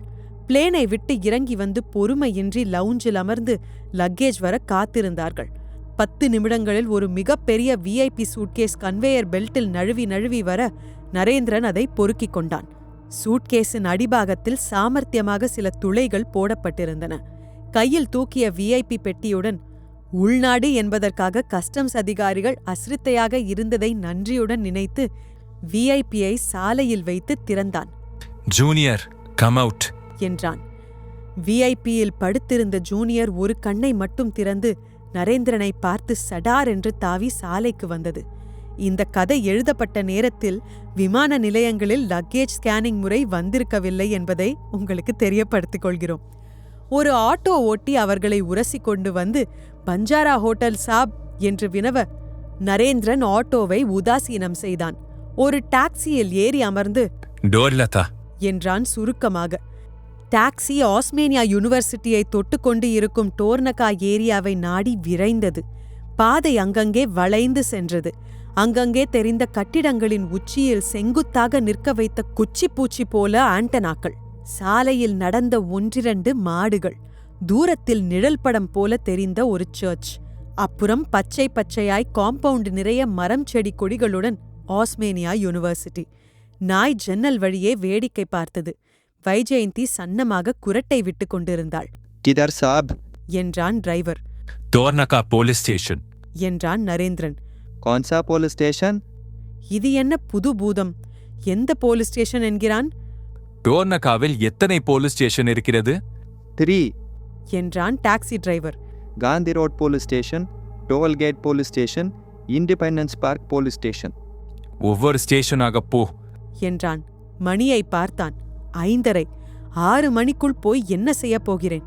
போலீஸ் ஸ்டேஷனில் போய் நின்று வெடியே வெடிக்காதே என்று சொல்லப் போகிறேனா? டாக்ஸி ஓட்டி நரேந்திரனை ஒரு மாதிரியாக பார்த்தான். டாக்ஸியை சட்டென்று இடது பக்கமாக திருப்பினான். ஆக்சிலேட்டரில் ஏறி அமர்ந்து கொள்ள டாக்ஸி இன்னும் அதிகமாக சப்தப்படுத்தி கொண்டு பறந்தது. முதல் போலீஸ் ஸ்டேஷன் வாசலில் சென்ட்ரி ஒருவன் தூங்கி வழிந்து கொண்டிருக்க, உள்ளே மஞ்சள் விளக்கின் ஒளியில் இன்ஸ்பெக்டர் ஏதோ எழுதி கொண்டிருந்தார். நிச்சயம் இதுவாக இருக்க முடியாது. அடுத்த போலீஸ் ஸ்டேஷன் என்றான் நரேந்திரன். அடுத்த போலீஸ் ஸ்டேஷன் 4 தெருக்கள் திரும்பியதும் இருப்பதாக டிரைவர் சொன்னான். நரேந்திரனின் பரபரப்பில் விஷயம் தீவிரமானது என்று உணர்ந்து வண்டியை கியர் மாற்றி ஜெட் வேகத்தில் ஓட்டினான். அந்த 4வது தெருவின் திருப்பத்தில் டாக்ஸி உள்ளே நுழையும் முன் வழி மறிக்கப்பட்டது. 2 போலீஸ்காரர்கள் நரேந்திரனை தெலுங்கில் அதட்டி இறக்கினார்கள். வைஜெயந்தியையும் ஜூனியரையும் சந்தேக கண்களுடன் பார்த்தார்கள். நான் மெட்ராஸ் கமிஷனர் கிட்டேந்து வரேன் என்றான் நரேந்திரன். போலீஸ்காரர்கள் நரேந்திரனை உள்ளே விட மறுத்தார்கள். ஏதாவது பேசினால் கழுத்தில் கை வைப்பார்கள் போல தோன்றியது. நரேந்திரன் அந்த தெருவில் நுழைய வேறு பாதை இருக்கிறதா என்று ஆராய்ந்து கொண்டிருந்த நேரத்தில் அந்த வெடிச்சத்தம் கேட்டது. மிகப் பெரிய வெடிச்சத்தம். 100 ஒற்றை வெடிகளை ஒரு சேர வைத்து வெடித்த மாதிரி சத்தம். நரேந்திரனை தடுத்த போலீஸ்காரன் மீது ஒரு கல் வந்து விழ அடுத்த வினாடி அந்த போலீஸ்காரர் இருந்த இடம் தெரியவில்லை. நரேந்திரன் கம் வைஜெயந்தி என்று அவளை இழுத்து கொண்டு முன்னால் நடந்தான். ஜூனியர் அவர்களுக்கு முன்னால் வெடி சத்தம் கேட்ட இடத்தை நோக்கி ஓடியது. போலீஸ் ஸ்டேஷன் அப்போதுதான் விழுந்து கொண்டிருந்த சூரியனின் ஆரஞ்சு வெளிச்சத்தில் ஒரு இங்கிலீஷ் படத்தில் வரும் சிதைப்பாடுகள் போல காட்சியளித்தது. துக்கம் கொண்டாடுபவர்கள் போல சுற்றி வர போலீஸ்காரர்கள் நின்று கொண்டிருக்க, பளிச் பளிச் பளிச் என்று கேமரா மின்னல்கள் மின்னிக் கொண்டிருந்தன. இன்னும் வெடித்த இடத்தில் தூசி மௌனமாக உலவிக் கொண்டிருக்க, கமிஷனரோ வேறு யாரோ ஒரு உயர் போலீஸ் அதிகாரி ஜீப்பின் மைக்கில் இடைவிடாமல் கத்திக் கொண்டிருந்தார்.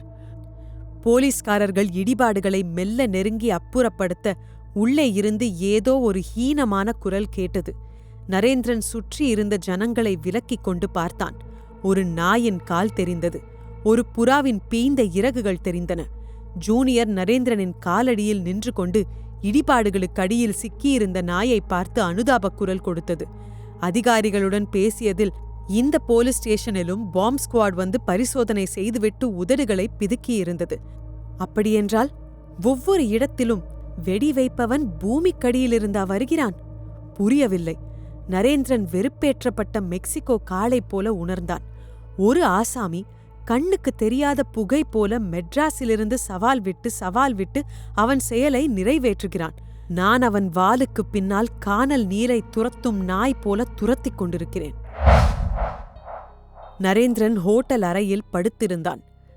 வைஜெயந்தியும் ஜூனியரும் பால்கனியில் உட்கார்ந்திருந்தார்கள். வைஜெயந்தி ஜூனியரை அபத்தமான கேள்விகளாக கேட்டுக்கொண்டிருக்க, ஜூனியர் ஒவ்வொரு கேள்விக்கும் தும்முகிறார் போல குறைத்து கொண்டிருந்தது. இந்த கேஸில் எங்கேயோ ஒரு நுனியை தவறவிட்டுக் கொண்டிருக்கிறேன். எங்கே எங்கே என்று யோசித்தான் நரேந்திரன். எதிரி யார்? ஆனா பெண்ணா? ஆண்தான். ஹைதராபாத் வரை வந்து ஒரு போலீஸ் ஸ்டேஷனை தகர்க்க வேண்டுமென்றால் அபார துணிச்சல் வேண்டும். ஆணாகத்தான் இருக்கும். அவன் எப்படிப்பட்டவன்? ஒரு மறைகழன்ற கேஸ். ரயில்வே பாதையை போடும் திட்டத்தை கைவிட வேண்டும் என்கிறான். இல்லையென்றால் ஆக்ராவில் தாஜ்மஹால் ஃபனால் என்கிறான். தாஜ்மஹால் ஏன்? தாஜ்மஹால் எதற்கு பெயர் போனது? தாஜ்மஹால் அழியா காதலுக்கு பெயர் போனது. தாஜ்மஹால் காதல் சின்னம். இரு நிதானமாக யோசி. ஆனால் வெடிப்பதென்னவோ போலீஸ் ஸ்டேஷன்கள். காதலுக்கும் காவலர்களுக்கும் ஏதாவது தொடர்பு? இங்கே நெருடுகிறது. மாம்பாக்கம் டூரிஸ்ட் பங்களாவில் பார்த்த அந்த பேப்பர், அதில் எழுதியிருந்த வாசகம், கவலைப்படாதே பானு, நிம்மதியாக தூங்கு, நான் பார்த்துக் கொள்கிறேன், சக்கரவர்த்தி. ஏய்! நரேந்திரன் எழுந்து அமர்ந்து கொண்டான். அந்த வாசகம் காதலில் தோய்ந்த வாசகம் என்றால் குண்டு வைத்த நண்பன் அவனாகத்தான் இருக்க முடியும். கவலைப்படாதே பானு. பானு எங்கே இருக்கிறாள்? ரயில் பாதை எங்கே போகிறது? 3 பேருக்கு சொந்தமான நிலம், ஒரு இடுகாடு. இடுகாடு! காட்! Thank God! இடுகாட்டில் பானு தூங்குகிறாள். நிச்சயம் அந்த பானுவின் மீது ரயில் பாதை ஓடுவதை நம் சக்கரவர்த்தி விரும்பவில்லை. அதனால்தான் சக்கரவர்த்தி இவ்வளவு ஆர்ப்பாட்டம் பண்ணுகிறான். மாம்பாக்கத்தில் லாட்ஜ் இல்லை. அதனால் டூரிஸ்ட் பங்களாவில் தங்கி இருந்து இரவோடு இரவாக போலீஸ் ஸ்டேஷனுக்குள் டைம் பாம் செட் பண்ணி வைத்துவிட்டு இந்த இடம் உதைக்கிறது. ஸ்டேஷனில் வெடிகுண்டு எதுவும் இல்லை என்று பால்ராஜ் கொடுத்த சான்றிதழ் தவறாக இருக்காதே. அவன் வருகையை போலீஸ்காரர்கள் யாருமே கவனிக்கவில்லை என்றால் மீண்டும் அதே கேள்விதான் எழுகிறது. பூமிக்கடியில் சுரங்கம் தோண்டி அவன் வருகிறானா? எதுவாக இருந்தாலும் தன் காரியம் வெற்றி பெற்றுவிட்டதா என்று பார்க்க சக்கரவர்த்தி இங்கும் வந்திருப்பான். நிச்சயம் சுற்று வட்டாரத்தில் ஏதோ ஒரு லாட்ஜில் வீட்டில் அவன் தங்கியிருக்க வேண்டும். 90% லாட்ஜ். வேலையை முடித்துவிட்டு அந்நிய முகங்களின் நடுவே காணாமல் போய்விடலாம். ஈஸி. மனநிலை சரியில்லாத ஒரு சைக்கோபாத் இங்கே தங்கியிருக்கும் லாட்ஜிலும் ஏதாவது ஒரு கடிதத்தை எழுதியிருக்கலாம். மணி என்ன? 9. இந்நேரம் இருப்பானா? சந்தேகம். முயற்சி செய். தாஜ்மஹால் தப்ப வேண்டும். தாஜ்மஹால் தப்ப வேண்டும். நரேந்திரன் சட்டென்று படுக்கையில் உட்கார்ந்தான். வைஜெயந்தி, கமான். நம்ம நண்பனுக்கும் நமக்கும் இருக்கிற இடைவெளி குறைஞ்சுக்கிட்டே வருதுன்னு நினைக்கிறேன். அவன் குரலில் இருந்த பரபரப்பில் ஜூனியர் வைஜெயந்தியின் கமீஸை பற்றி கொண்டிருப்பது தெரியாமல் வைஜெயந்தி எழுந்து ஓடி வந்தாள். எப்படி நரேன்? முதல்ல கமீஸை வாங்கி போட்டுக்கோ, போகும்போது சொல்றேன். நரேந்திரன் அறையிலிருந்து வெளிப்பட்டு காரிடாரின் வழவழப்பான பாதையில் வழுக்கி ரிசப்ஷனை நோக்கி ஓடினான். டெலிஃபோன் ப்ளீஸ் என்று கேட்டுவிட்டு ரிசப்ஷனிஸ்டின் அனுமதிக்கு காத்திராமல் டெலிபோன் டைரக்டரியை திறந்து ஸ்டேட் போலீஸ் டிபார்ட்மெண்டில் கமிஷனரின் நம்பர் தேடி நம்பர் கிடைத்து விரலை டயலில் பதித்து சுழற்றி, hello commissioner, I am Narendran என்று அறிமுகப்படுத்திக் கொண்டான். டோர்னகா போலீஸ் ஸ்டேஷனின் சுத்து வட்டாரத்தில் இருக்கும் அத்தனை லாட்ஜ்களையும் செக் பண்ணி தமிழ்நாட்டுக்காரர்கள் தனியாளாக வந்து தங்கியிருந்து போனார்களா என்று விசாரிக்கும்படி தயவு செய்து சேர்த்து கேட்டுக்கொண்டான். தான் தங்கியிருக்கும் ஹோட்டலின் பெயரை நிமிர்ந்து ரிசப்ஷனின் மறைவேலைப்பாட்டில் பதிக்கப்பட்டிருந்த பிளாஸ்டிக் பெயர் பலகையை பார்த்து சொன்னான். கமிஷனர் அவன் சொன்னவுடன் ரிசீவரை கீழே வைக்காமலேயே சரம் சரமாக ஆணைகளை பிறப்பிப்பது தெரிந்தது. நரேந்திரன் போனை சின்ன சந்தோஷத்துடன் கீழே வைத்தான். உஸ்தாத், இந்த ஹோட்டல்ல சக்கரவர்த்தின்னு யாராவது ஒரு தமிழன் வந்து தங்கியிருந்தானா இல்ல தங்கியிருக்கானா அப்படின்னு பார்த்து சொல்ல முடியுமா? கடந்த 3 நாள்ல. ரிசப்ஷனிஸ்டை கேட்டுவிட்டு ஆவலுடன் காத்திருந்தான். நீங்க போலீஸா என்று கேட்டான் ரிசப்ஷனிஸ்ட் லெட்ஜரை புரட்டி கொண்டே. இல்ல, James Bond, Sherlock Holmes, Shankarlal என்று சொல்லிவிட்டு கட்டை விரலை மடித்து சுட்டு விரலை உயர்த்தி டிஷ்யூங் டிஷ்யூங் என்று சுட்டு காட்டினான். இலக்கை நோக்கி போய்க் கொண்டிருக்கிறோம் என்ற எண்ணம் அவனை உற்சாக பந்தாக மாற்றியிருந்தது. ரிசப்ஷனிஸ்ட் லெட்ஜரை விரலால் வருடி பார்த்துவிட்டு என்று உதட்டை பிதுக்கினான். நரேந்திரன் உற்சாகம் குறையாமல், பரவாயில்ல, இந்த ஏரியால இருக்கிற அத்தனை ஹோட்டலோட அட்ரஸும் எனக்கு இப்ப வேணும், தர முடியுமா? போர்டிங் அண்ட் லாட்ஜிங் சேர்ந்தே இருக்கிறதுங்க முதல்ல. வைஜெயந்தி அவன் தோளை தொட்டாள். என்ன கண்டுபிடிச்சிட்ட நரேன், இந்த ஆட்டம் ஆடுற? நரேந்திரன் தன்னுடைய தியரியை சொன்னான். கேட்டுக்கொண்டே இருந்த வைஜெயந்தி வியப்பில் விழிகளை விரித்தாள். லாஜிக்கலா தான் இருக்கு. எப்படி நரேன் தோணுச்சு உனக்கு? Lateral thinking. நீ கிண்டல் பண்ணல, அதுதான் என்று ரிசப்ஷனிஸ்ட் நீட்டிய அட்ரஸ் லிஸ்டை பார்த்தான். Hotel Menaka, Ramya de Paris, hotel Taj. Narendran விரலை அங்கே நிறுத்தினான். முதல்ல இந்த தாஜ் ஹோட்டல். நம்ம நண்பருக்கு தான் தாஜ்மஹால்னா ரொம்ப பிடிக்குமே. தாஜ் ஹோட்டல். ரிசப்ஷனிஸ்ட் நரேந்திரன் சொன்னதை கேட்டு ரெஜிஸ்டரை புரட்டி, mister A Kumar from Madras என்றான். இருக்கிறாரா? நரேந்திரனின் இதயம் வாய் வரை வந்துவிட்டது. இருக்காருன்னு தான் நினைக்கிறேன், பாக்குறேன். பாருங்க பாருங்க என்றான் நரேந்திரன். சாரி, கொஞ்ச நேரத்துக்கு முன்னாலதான் காலி செஞ்சாரு. நரேந்திரன் முகத்தில் ஏமாற்றம் தொங்க, அந்த அறையை நான் பார்க்கணுமே என்றான். நீங்க யாரு? வாடகைக்கு தங்க போறவன். அந்த அறைய உடனே எனக்கு காமிங்க, இல்லனா போலீஸை விட்டு சொல்றேன். தாஜ் ஹோட்டல் ரிசப்ஷனிஸ்ட் மிரண்டு போனான்.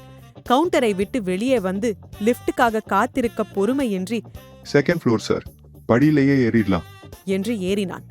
2வது மாடியில் மூளை அறையை நெருங்குகையில் அந்த அறையிலிருந்து ஒரு சோக்ரா வெளிப்பட்டு, சார், அறையா காலி செஞ்சவரு இத மறந்துட்டாரு என்று ஒரு பேப்பரையும் ஒரு ஒற்றை ரோஜாவையும் கொண்டு வந்து நீட்ட, நரேந்திரன் ரிசப்ஷனிஸ்டை முந்தி அந்த பேப்பரை வாங்கி பார்த்தான். கவலைப்படாதே பானு, நிம்மதியாக தூங்கு, நான் பார்த்துக் கொள்கிறேன். சக்கரவர்த்தி. இவன்தான் நம்ம நண்பன், இவன்தான்.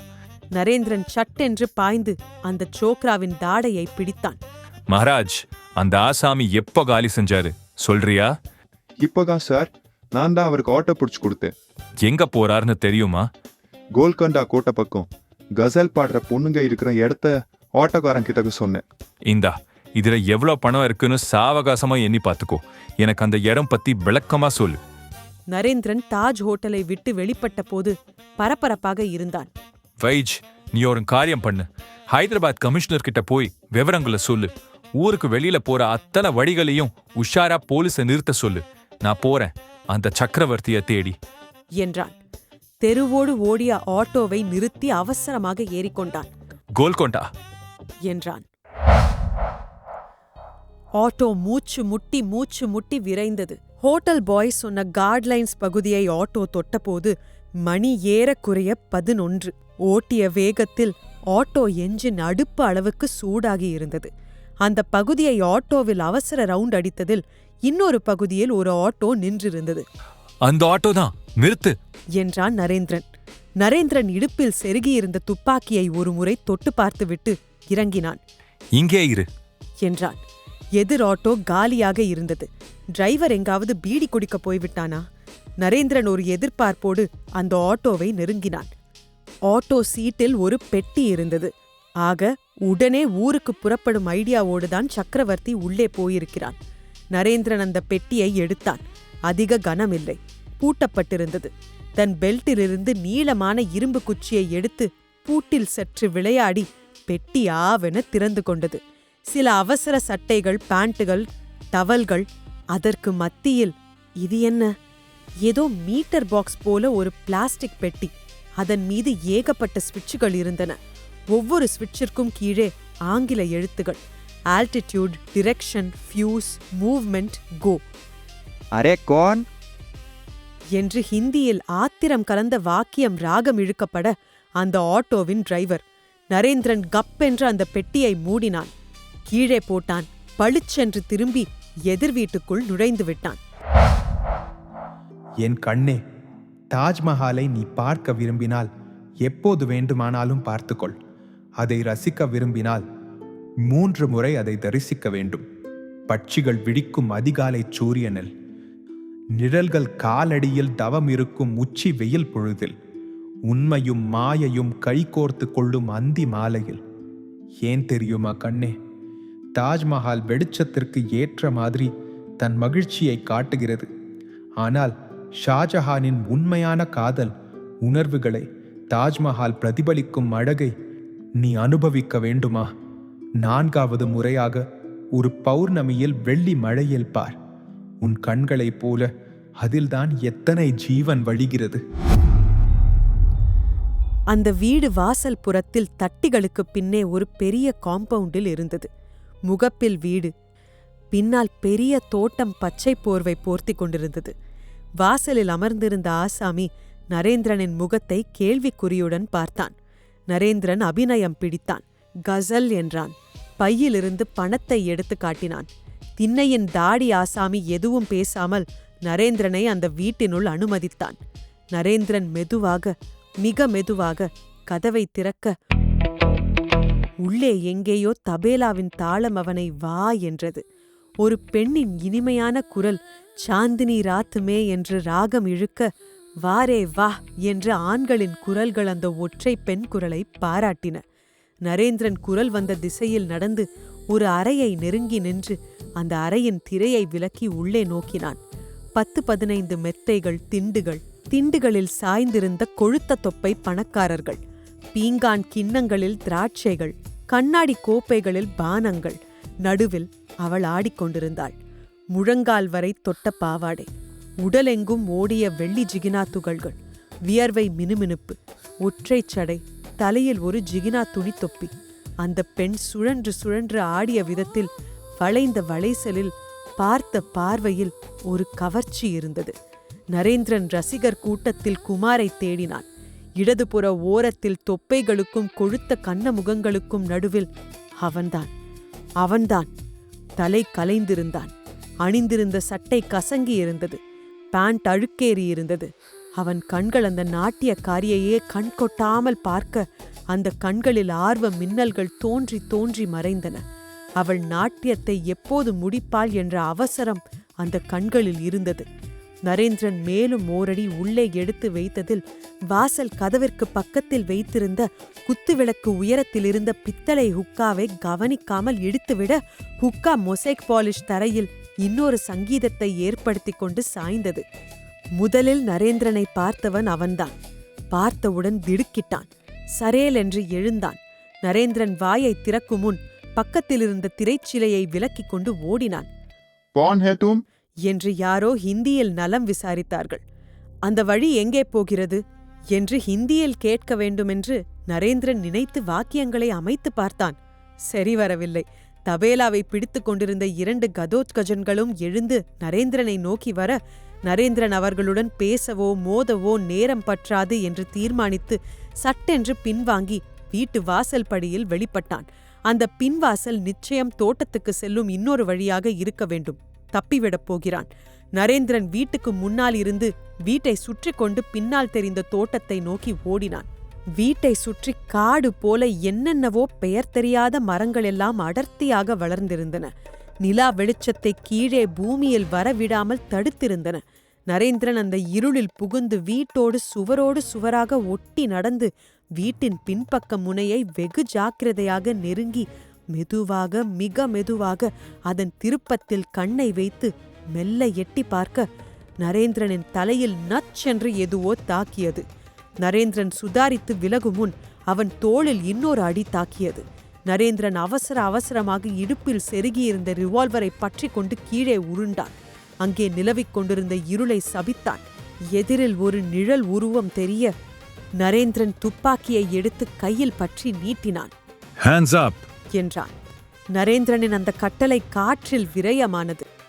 எதிரில் இருந்தவன் நரேந்திரன் ஹேண்ட்ஸ் அப் சொல்லி முடிப்பதற்குள் அடுத்த அடியை பிரயோகிக்க நரேந்திரனின் கையில் அந்த அடிபட்டது. சரியான அடி. துப்பாக்கி நரேந்திரனின் கையிலிருந்து எகிரியது.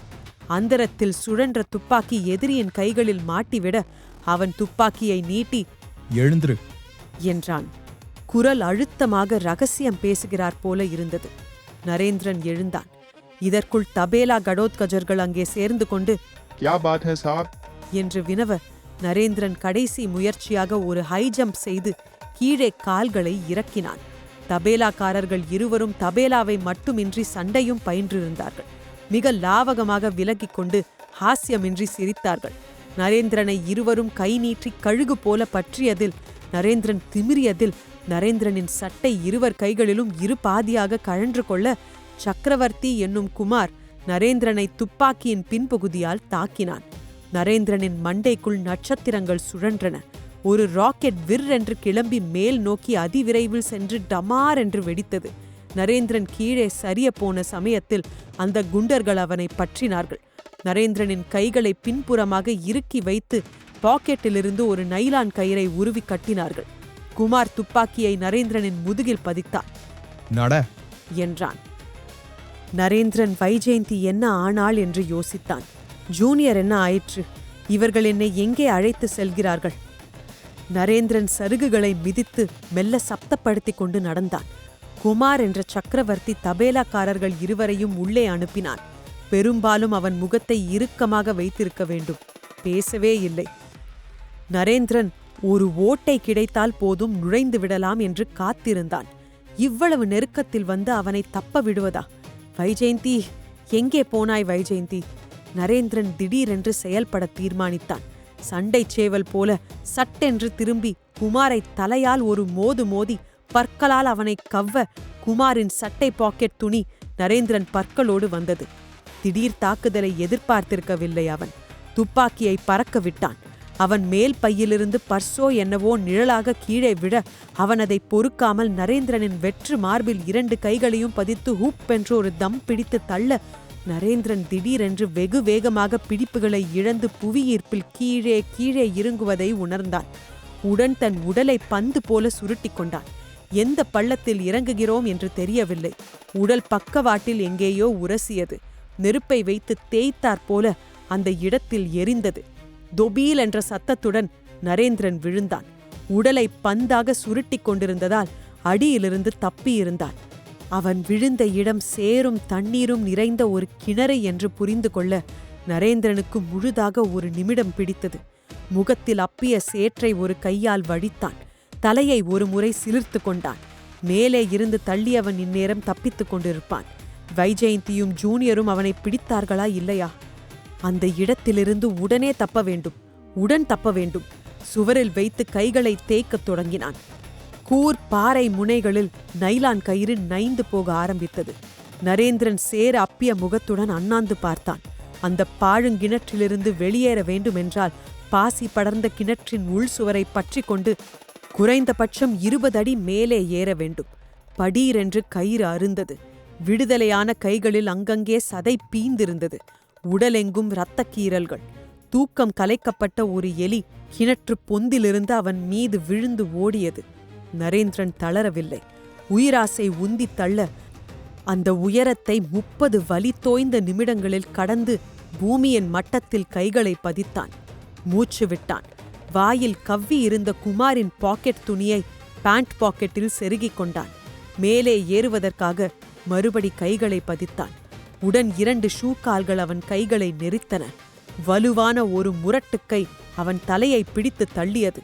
தன் பிடிப்பை இழந்த நரேந்திரன் மறுபடி அந்த கிணற்றுக்குள் கீழே கீழே கீழே. நரேந்திரன் இந்த முறை பூனை பாதங்களை பதிக்கிறார் போல பதித்தான். தரையை கால் தொட்டதும் ஒரு முறை எம்பி குதித்தான். கைகளை தரையில் ஊன்றினான். அவன் கைகளுக்கு கீழே ஏதோ கல் போல தட்டுப்பட நரேந்திரன் அதை பற்றினான். துப்பாக்கி, அவனுடைய துப்பாக்கி. கைகலப்பின் போது எகிரி அதுவும் கிணற்றிலேயே விழுந்திருக்கிறது. நரேந்திரனுக்கு முழு பலமும் மீண்ட மாதிரி இருந்தது. துப்பாக்கியால் மேல் நோக்கி ஒரு முறை சுட்டான். குண்டு அதீத சப்தத்தை ஏற்படுத்தியது. கிணற்றில் 2-3 கற்கள் பெயர்ந்து விழுந்தன. மேலே இருந்து நரேன் என்று குரல் கேட்டது. வைஜெயந்தியின் குரல். வைஜெயந்தி என்று குரல் கொடுத்தான் நரேந்திரன். I'm coming. ஜூனியர் தன் முழு சக்தியையும் பயன்படுத்தி லொல் என்று நரேந்திரனை அழைத்தது. உதவியின்றி நரேந்திரன் மேலே வந்து சேர்ந்தபோது அந்த தோட்டத்தில் போலீஸ் ஜீப் நின்று கொண்டிருந்தது. தபேலா கடோத்கஜர்கள் போலீஸ் ஜீப்பில் காவலுடன் அமர்ந்திருந்தார்கள்.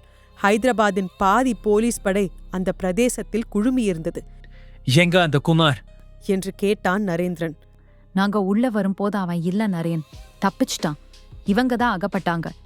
அவன் இவங்களுக்கு பணம் கொடுத்து உன்னை அடிக்க சொல்லிட்டு தப்பிச்சு போயிட்டான். வைஜெயந்தி மூச்சிரைத்தாள். குமார் தப்பிச்சு போயிட்டானா? போச்சு போச்சு வைஜ், நீ என்ன செஞ்சிட்டு இருந்த? ஜூனியரோட கண்டா பூச்சி ஆக்னியா என்று இறைந்தான் நரேந்திரன். நான் போலீஸ் கிட்ட போய் விஷயத்த சொல்லி ரூம் பாய் கொடுத்த அட்ரஸ வச்சு உன்னை தேடி வந்தேன் பாரு. என் தப்பு. கிணத்துலயே தவளை மாதிரி கிடந்திருக்கணும் நீ என்றாள் வைஜெயந்தி கடுப்பாக. நரேந்திரன் தேய்த்து தேய்த்து குடித்தான்.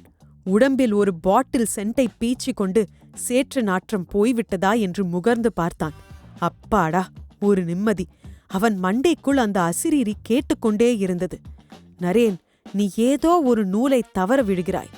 எங்கே எங்கே? ஹோட்டல் பையன் கொடுத்த கடிதத்தை மறுபடி படித்தான். கவலைப்படாதே பானு, நிம்மதியாக தூங்கு. பளீரென்று பொட்டில் அறைந்தது போல அந்த வார்த்தைக்கு இப்போது புது அர்த்தம் கிடைத்தது. நிம்மதியாக தூங்கு. நரேந்திரன் அவசரமாக டெலிபோனை அருகே இழுத்தான். எஸ்டிடியில் சென்னை சுலபமாக கிடைத்தது. ஜான் சுந்தரை பிடித்தான். ஜான், எண்ணூர்ல ஒரு அட்ரஸ். முகமது அலிராஜா என்று ஒரு முஸ்லிம் பெரியவர். ரயில் பாதையோட வழியில ஒரு இடுகாடு இருக்குன்னு சொன்னாரு. அவரை பிடிக்கிற. வெயிட், இன்னும் கூட நெருங்கிட்டேன்னு நினைக்கிறேன். அவருக்கு ஒரு பொண்ணு, ஷாஹிரான்னு பேரு. அழகா இருப்பா. நம்ம பார்த்த அத்தனை அழகிங்களையும் தூக்கி சாப்பிட்டுட்டு ஏப்பம் விடுற அழகு. அவளை பத்தி அத்தனை விவரங்களும், ரிப்பீட், அத்தனை விவரங்களும், குறிப்பா அவ யாரையாவது காதலித்தாளான்னு எனக்கு தெரியணும். நானே உன்னை கான்டாக்ட் பண்றேன். எஸ், கேஸ் அநேகமா கைக்குள்ள வந்துருச்சு என்று 800 அட்ரஸ் கொடுத்தான். நரேன், அந்த கிறுக்கங்கிட்டேந்து இன்னொரு லெட்டர் வந்திருக்கான். மறுபடியும் பௌர்ணமி வரைக்கும் தாஜ்மஹால் முழுசா இருந்திராதுன்னு எச்சரிக்கை விட்டிருக்கான் என்றான் ஜான் சுந்தர் எதிர்முனையில் மூச்சிரைத்தபடி. பௌர்ணமிக்கு இன்னும் 3 நாள் தான் Naren. Don't worry, I am rushing to Agra என்றான் நரேந்திரன். பால்ராஜ்க்கும் உடனே தகவல் கொடு. அவரும் ஆக்ரா புறப்பட்டு வந்தா நல்லது. அவரோட ஆக்ரா முகவரிய நான் போலீஸ் ஸ்டேஷன்ல கேட்டுக்கிறேன்னு சொல்லு என்று போனை வைத்தான். வைஜ் என்று இறைந்தான். பேக்கப், நம்ம ஆக்ராக்கு கிளம்புறோம். டே ஜூனியர், உலகத்தோட மகா உன்னதமான காதல் சின்னத்தை பார்க்கலாம் வா. ஜூனியர் புரியாமல் சந்தோஷமாய் வாலையாட்டியது. சூரியனின் தகிப்பு, பனி நாட்களின் சிலிர், இரண்டையும் மாறி மாறி அனுபவித்துவிட்ட வட இந்தியாவில் காதை தீப்பிக் கொண்டு கேள். கனவுகளோடும் லட்சியங்களோடும் ஆட்சி செய்த முகலாய பேரரசுகளின் மூச்சு காற்று இன்றைக்கும் உனக்கு கேட்கவில்லை? அவர்கள் எழுப்பிய மாளிகைகளில் ஆடம்பரம் ததும்பிக் கொண்டிருக்கிறது. ஆனால் தாஜ்மஹால் தன் மகாராணி மும்தாஜுக்காக, அவளுடைய பனி தூய்மை காதலுக்காக கனவுகளை குழைத்து ஷாஜகான் எழுப்பிய அந்த அமர காவியத்தில் ஆடம்பரம் அல்ல, உயிர் ததும்பிக் கொண்டிருக்கிறது. அதன் சாட்டின் தோய்ந்த படிங்கு உயரங்கள் யமுனையில் தங்கள் அழகை பிரமிப்போடு பார்த்து கொள்ளும் போது அந்த ஜீவ நதி கூட கனவுகளில் அமிழ்ந்து போகிறது. நீ எனக்காக விட்டு போன வாசம் கூட அப்படித்தான் அன்பே. நான் அதில் மூச்சு திணறி மூழ்கிக் கொண்டே இருக்கிறேன். ஆக்ராவில் நுழைவதற்கு முன் அவர்களின் பஸ் நிறுத்தப்பட்டு பஸ்ஸில் ஹிந்தி பேசும் போலீஸ்காரர்கள் சாரி சாரியாக நுழைந்தார்கள். ஒவ்வொருவரின் பெட்டி படுக்கைகளை எல்லாம் உதறி கொட்டி அங்குலம் அங்குலமாக சோதித்தார்கள். தெற்கிலிருந்து வருகிற முகம் என்றால் அவர்களை தனியே ஒதுக்கி வைத்துக் கொண்டிருந்தார்கள். நரேந்திரனின் முறை வந்தபோது நரேந்திரன் என்றான் நரேந்திரன். உடனே அவனை, வைஜெயந்தியை, ஜூனியரை அடைக்காத்து போலீசார் தற்காலிகமாக அமைக்கப்பட்டிருந்த ஒரு டென்ட்டை நோக்கி அழைத்து போனார்கள். ஹைதராபாத் கிணற்றிலிருந்து அவன் வெளியேறிய நாளுக்கு அடுத்த நாள் அது. இரவு 9 மணி. வாயா என்றார் தமிழ்நாடு போலீஸ் கமிஷனர் நரேந்திரனை பார்த்து. உன் மாமன் இன்னைக்கு நைட் 12 மணிக்கு ஆக்ராவை வெடிக்க போறதா திடீர்னு அறிவிச்சிருக்கான். என்ன ஆச்சு ஹைதராபாத்ல? ஏறக்குறைய புடிச்சிட்டேன் சார். கடைசி நிமிஷத்துல அவன் கை ஓங்கிடுச்சு என்று தொடங்கி நரேந்திரன் நடந்ததை சொல்லி முடித்த போது மணி 9:30. இன்னும் 2.5 மணி நேரத்துக்குள்ள அவனை பிடிச்சாகணும். இல்லைன்னா நீ, நான், Tamil Nadu police, Andhra police, Agra police எல்லாம் மாடு மேய்க்க போயிடலாம். இதையா உடைக்க போறான் என்று பைனாக்குலர் வழியாக தெரிந்த தாஜ்மஹாலை பார்த்து சொன்னார் கமிஷனர். பால்ராஜ் பக்கத்தில் பேசாமல் நின்று கொண்டிருந்தார். நரேந்திரன் தாஜ்மஹாலை பார்த்தான், பிரமித்தான். தாஜ்மஹாலை சுற்றி முள்வேலி அமைத்திருந்தார்கள். 10 அடிக்கு ஒரு சட்டி விளக்கு தாஜ்மஹாலை பார்த்து வெளிச்சத்தை வாரி வாரி வழங்கிக் கொண்டிருந்தது. வளர்ப்பிறை நாளில் வானத்தில் 3/4 சைஸுக்கு மேல் வளர்ந்துவிட்ட சந்திரன் நட்சத்திர கூட்டங்களுடன் ஓடி பிடித்து ஆடிக்கொண்டிருக்க, தாஜ்மஹாலின் வெள்ளை பளிங்குகள் பௌர்ணமி நாளைப் போலவே மின்னிக் கொண்டிருந்தன. மும்தாஜும் ஷாஜஹானும் தாஜ்மஹாலின் உப்பரிகையில் கைகோர்த்து நின்று கொண்டிருக்கிறார்களோ என்று கூட ஒரு பிரமிப்பு ஏற்பட்டது நரேந்திரனுக்கு. வண்டர்ஃபுல் என்றாள் வைஜெயந்தி. இந்த வண்டர்ஃபுல்ல தான் ஒன்னுக்கும் உதவாததா மாத்த போறான் நம்ம நண்பன். தாஜ்மஹாலின் பக்கத்தில் ஓடிக்கொண்டிருந்த யமுனை நதியில் அந்த விளக்குகளால் தாஜ்மஹால் ஒளி பெற்று அதன் பிம்பம் மெதுவாக, மிக மெதுவாக, லேசாக, மிக லேசாக அசைந்தாடியது. பால்ராஜ், செக்யூரிட்டி மெஷர்மெண்ட்ஸ் என்னெல்லாம் செஞ்சிருக்காங்க?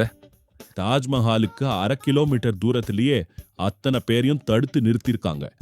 அங்கங்க சர்ச் லைட் சுத்துது. 10 அடிக்கு 10 அடி இடைவெளியில அங்கங்க 50 அடி உயரத்துக்கு பரன்லாம் கட்டப்பட்டு அதுல டெலஸ்கோப் துப்பாக்கியோட 2 பேர் இரவு பகலா காவல் காத்துட்டு இருக்காங்க. இந்த 1/2 கிலோமீட்டர் தூரத்துல எந்த உயிரினம் உலவினாலும் உடனே சுடச் சொல்லி அவங்களுக்கு உத்தரவு. தாஜ்மஹாலை சுத்தி எந்த இடத்துலயும் வெடிகுண்டுகள் பொருத்தப்படலங்கிறத எக்ஸ்பர்ட் சலிச்சு பார்த்து சொல்லித்தாங்க. தாஜ்மஹாலோட உள்ளேயும் எந்த இடத்துலயும் வெடிகுண்டுகள் பொருத்தப்படல. தாஜ்மஹால்ல நுழையிற இடம் வரைக்கும் தோண்டி துருவி பார்த்தாச்சு.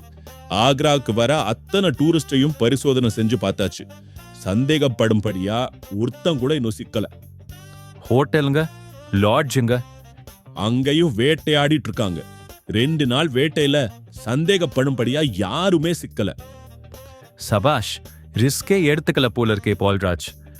ஆக்ரா போலீஸ்காரங்க ரிஸ்க் எடுத்துக்க தயாராவே இல்ல. ஆனா இது வரைக்கும் சிக்கல இல்ல. தாஜ்மஹால குண்டு வச்சு வெடிக்கிறது கஷ்டம். மொத்தமா தகர்க்கிறது ரொம்ப கஷ்டம்தான். ஆனா அதோட ஒரு பகுதியை வெடிச்ச அழக செதைச்சிட்டாலும் ரொம்ப அசிங்கப்பட்டுருவோம். ஆனாலும் நம்ம நண்பன் சவால் விட்டுருக்கான். ஆமா, அவன்கிட்ட ஒரு வகையான ரிமோட் கண்ட்ரோல் இருக்கு பால்ராஜ். நரேந்திரன் பால்ராஜிடம் ஆட்டோவில் பார்த்த ரிமோட் கண்ட்ரோல் பெட்டியை பற்றி சொன்னான். ரிமோட் கண்ட்ரோலால குண்டை வெடிக்கிறான்னே வச்சுக்கலாம். குண்டை எங்கேயாவது பொருத்தி தானே ஆகணும். ராக்கெட் வெடிகுண்டை அனுப்புவான் என்றான் கமிஷனர். அவன் எப்படி இருந்தான் நரேந்திரன்? சொல்லு, நம்ம கேடி லிஸ்ட்ல எவனாவது சிக்கிறானான்னு பாக்குற.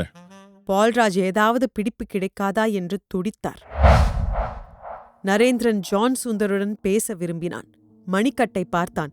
மணி 10:25. ஒரு நிமிஷம் பால்ராஜ் என்றான்.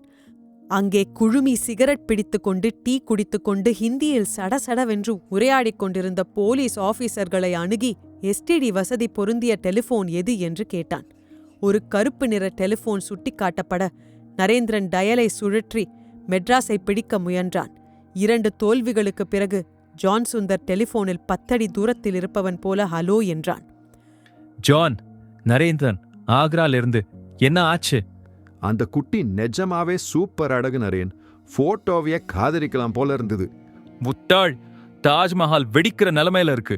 நீ வேற எதோ பேசுற. அடுத்த கேஸ்ல ஒன்னு சோலோவா அனுப்பணும். அப்போதான் என் டென்ஷன் உனக்கு தெரியும். விஷயத்த சொல்லு என்று ஜூனியரை விட அதிகமான டெசிபல்கள் கூடிய குரலில் குரைத்தான் நரேந்திரன். அந்த பொண்ணு பேரு ஷாஹிரா பானு. கல்யாணம் ஆயிடுச்சு. காதல் கல்யாணம். கணவர் பேரு அசோக் குமார். Electronics engineer. சென்னையில் ஒரு பிரைவேட் கம்பெனியில வேலை. அந்த பொண்ணு ஒரு ரயில் விபத்துல இறந்து போயிட்டா. அவ கணவன் மட்டும் தப்பிச்சிட்டான். அந்த பொண்ணை மாம்பாக்கம் இடுகாட்டில் தான் புதைச்சிருக்காங்க. அவ கணவன் அவளோட நிரந்தர படுக்கை மேல வெள்ள பளிங்கள ஒரு குட்டி தாஜ்மஹால் எழுப்பியிருக்கான்னா பார்த்துக்கோயே. அந்த கல்லறையே கதின்னு அவன் பல நாள் இருந்திருக்கான். அந்த இடுகாட்டை ரயில்வே நிர்வாகம் ரயில் பாதை போட எடுத்துக்க போறாங்கன்னு அறிக்கை விட்டதுலேருந்து அவனை அங்க காணலையாம். முகமது அலி ராஜா சொல்லி சொல்லி அழறாரு. ஐஷா அவருடைய 50 வயது மனைவி, அவங்களும் அழறாங்க. இவன் தான் உன் நண்பனா இருக்கணும்னு நினைக்கிறேன். ஜான் சுந்தர் போனில் மூச்சு விடாமல் சொன்னான். நரேந்திரன் மூளையில் கிளிக் கிளிக் கிளிக் என்று சத்தங்கள் கேட்டன. ஒவ்வொரு சந்தேக ஓட்டையும் அடைக்கப்படும் சத்தம். கவலைப்படாதே பானு, அவளைத்தான் சொல்லியிருக்கிறான். நரேன், ஐயோ அந்த லைன் சொல்லு ஜான். முகமது அலி ராஜாவோட வீட்டை விட்டு வெளியில வரும்போது ஒரு நரிக்குறவனை பார்த்தேன். ஐ மீன், நரிக்குறவன் என்ன பார்த்தான். அவன் கேட்ட கேள்வி ஒன்னு வினோதமா இருந்தது. என்ன கேள்வி? நீங்க தானே ஷாமி சாஹேபோட மருமவன், காக்கா எல்லாம் போதுமா இன்னும் வேணுமா அப்படின்னு கேட்டான். இன்னொரு வாக்கி சொல்லு. நானும் அவன்கிட்ட அப்படியே தான் கேட்டேன் நரேன். என்ன அந்த நரிக்குறவன் முகமது அலி ராஜாவோட மருமகன்னு நினைச்சு கேட்டிருக்கான். நான் அவன் இல்லைன்னு தெரிஞ்சதுக்கு அப்புறம் அந்த கேள்வியை கேட்காமலேயே சரசரன்னு ஓடித்தான். அவன் கேட்ட கேள்வி என்னவோ காக்கா எல்லாம் போதுமா இன்னும் வேணுமான்ற மாதிரி தான் இருந்தது. நரேந்திரனின் முகம் 1000 வாட் பல்பு போட்ட மாதிரி ஒளிர்ந்தது. ஜான், கை கொடு. கேஸோட முக்கியமான விஷயத்த சர்வசாதாரணமா எடுத்து விட்டுருக்க. மெட்ராஸ் வந்ததும் உனக்கு தாஸ் கிட்டக்க சொல்லி டபுள் இன்கிரிமெண்ட் கொடுக்க சொல்றேன். நரேந்திரன் போனை வைத்தான். முகத்தில் அரும்பியிருந்த வியர்வையை துடைக்க பேண்ட் பாக்கெட்டில் கைவிட்டான். பாக்கெட்டில் இருந்த துணியை எடுத்தான். அது குமாரின் கிழிந்த சட்டை பாக்கெட். மணி பார்த்தான். 11 நெருங்கிக் கொண்டிருந்தது. இன்னும் 1 மணி நேரம் இருக்கிறது. பிடித்து விடலாம். பால்ராஜ் என்று கத்தினான். அவன் பேர் அசோக் குமார், எலக்ட்ரானிக்ஸ் இன்ஜினியர். அவனோட மோடஸ் ஆபரண்டி தெரிஞ்சிருச்சு. 2 பைனாக்குலர்கள் வேணும். உடனே வேணும்.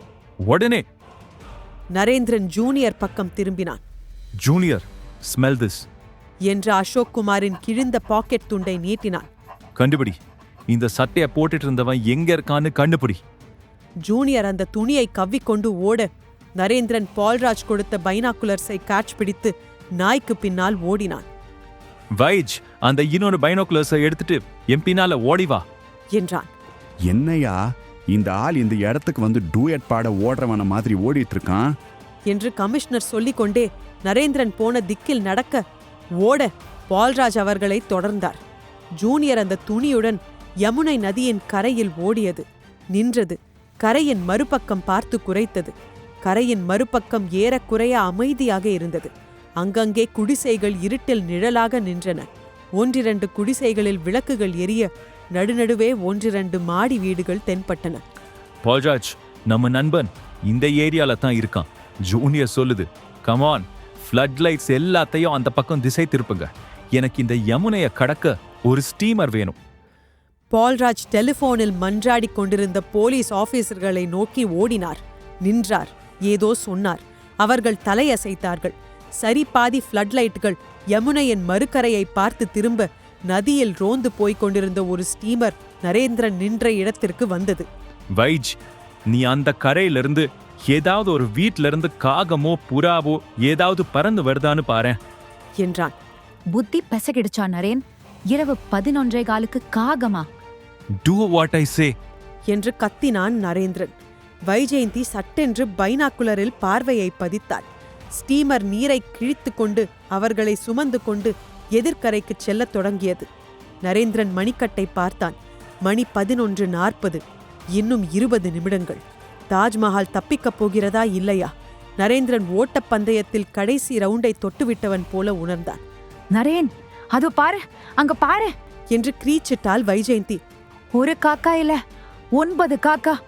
அந்த பச்சை பெயிண்ட் அடிச்ச மாடி வீட்ல இருந்து வெளிப்பட்ட ஆகாயத்துல பறக்குது.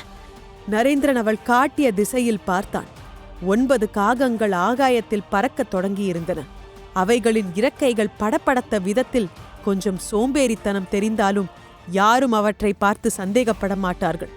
மான் தலையை உயிருள்ள மான் தலை போலவே பதப்படுத்தியிருக்கும் ஷாஹிராவிடமிருந்து காகத்தை பதப்படுத்த கற்றுக்கொண்டு அந்த காகத்தில் வெடிகுண்டுகளை பொருத்தி அவற்றை ரிமோட் கண்ட்ரோலில் இயக்கி hats off Ashok Kumar. Narendran steamer கரையை தொடுவதற்குள் குதித்தான். ஒரு முறை புரண்டு எழுந்தான். பச்சை பெயிண்ட் அடித்த அந்த வீட்டை நெருங்கினான். ஆகாயத்தில் பறந்த காகங்களை கவனித்தான்.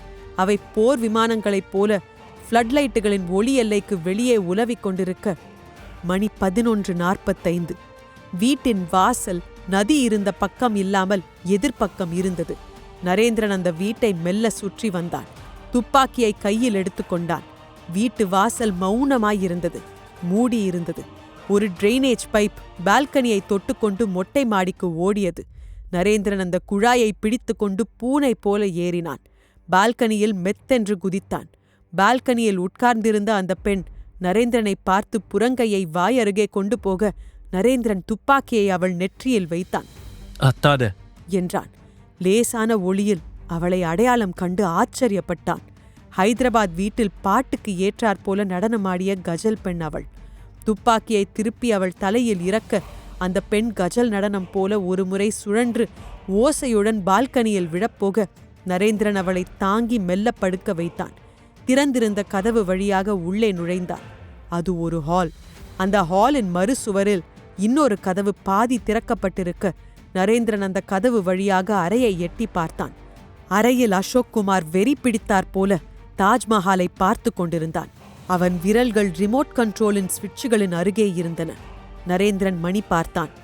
11:55. 1 வினாடி, 2 வினாடி, 3வது வினாடி. நரேந்திரன் பாய்ந்தான். முதலில் ஸ்விட்ச் போர்டு அருகே இருந்தன அவன் விரல்கள். அசோக் குமார் நிச்சயம் நரேந்திரனை எதிர்பார்க்கவில்லை. நரேந்திரனின் திடீர் தாக்குதலில் நிலை குலைந்து உருண்டான். நரேந்திரன் ரிமோட் கண்ட்ரோலால் ஆல்டிடியூட் ஸ்விட்சை மேலே நகர்த்த வெளியில் காகங்கள் விற்றென்று மேலேறத் தொடங்கின. அசோக் குமார் அதற்குள் சுதாரித்து கொண்டு வர நரேந்திரன் இந்த முறை தயாராக இருந்தான். அவர்கள் கை கலந்தார்கள். அசோக் குமார் கண்ணா பின்னாவென்று காட்டு அடி அடித்தான். உயிரை காப்பாற்றிக் கொள்ள பூனை போராடும் கடைசி போராட்டம் போல இருந்தது அந்த போராட்டம். நரேந்திரன் துப்பாக்கியின் பின்பாகத்தால் அவ்வப்போது அவன் உடலில் கண்ட இடங்களில் செலுத்த அசோக் குமார் அடி வாங்கி பின் சரிந்தான். ஒரு தருணத்தில் நரேந்திரன் வீசிய துப்பாக்கியின் உலோக வீச்சு அசோக் குமாரின் பின் மண்டையில் பட அசோக் குமார் தரையில் துவண்டான், சரிந்தான். அவன் வாய் நோ நோ என்று மெல்ல முனகிக் கொண்டிருந்தது. நரேந்திரன் துப்பாக்கியை கீழே வைத்தான். ரிமோட் கண்ட்ரோலை சற்று நேரம் உற்று பார்த்தான். டைரக்ஷன் சுவிட்சை தொட்டு நகர்த்த காகங்கள் விற்றென்று திசை மாறின. தாஜ்மஹாலின் எல்லையிலிருந்து சுமார் 200 அடி தூரம் வரை விலகி யமுனை நதியின் நேர் மேலே அவைகள் பறந்தபோது நரேந்திரன் ஆல்டிடியூட் சுவிட்சை நகர்த்தி அந்த காகங்களை சர்ரென்று கீழிறக்கி நதியில் மூழ்கடித்து ஃபியூஸ் சுவிட்சையும் கோ சுவிட்சையும் அழுத்தினான். 200 அடி தூரத்தில் யமுனையில் வெடி சத்தம் கேட்டது. வெள்ள விளக்குகளின் வெளிச்சத்தில் யமுனை 60 அடி உயரத்திற்கு மேலே எழுந்து மெல்ல மெல்ல கீழே இறங்கத் தொடங்கியது. நரேந்திரன் புன்முறுவலோடு திரும்பினான். அசோக் குமார் எழுந்து அமர்ந்திருந்தான். துப்பாக்கியை அவன் கைப்பற்றியிருந்தான். பலவீனமாக சிரித்தான். You did a good job, Narendran என்றான். தேங்க்ஸ். தாஜ்மஹாலை அழிக்க நினைக்கிறது பைத்தியக்காரத்தனம். அந்த துப்பாக்கிய கீழே போடு, லோட் பண்ணியிருக்கு. தெரியும். உனக்கு தெரியாதது ஒன்று இருக்கு. என்ன? காதலின் சக்தி. வெளியே உன் ஃப்ரெண்ட்ஸ் வராங்க பாரு, அவங்க கிட்ட உன் பெருமையை பீத்திக்கோ. ஜஹனாராவை என்ன செஞ்ச? ஜஹனாரா? அந்த நாட்டிய அழகி. என்ன சக்கரவர்த்தி சக்கரவர்த்தின்னு கூப்பிடுற என்னோட பானோவோட உயிர் தோழி. அவ மூலம்தான் நான் பர்தா போட்டு இவ்வளோ தூரம் வந்தேன். அவளை என்ன செஞ்ச? அவளை ஒன்னும் செய்யல, நல்லா தான் இருக்கா. என்னை என் மனைவிக்கு பக்கத்துல தூங்கவை. உனக்கு நான் நன்றியுடையவனா இருப்பேன். நரேந்திரன் சற்றும் எதிர்பாராத ஒரு தருணத்தில் அவன் துப்பாக்கியை தன் நெற்றி பொட்டில் வைத்து விசையை இழுத்தான்.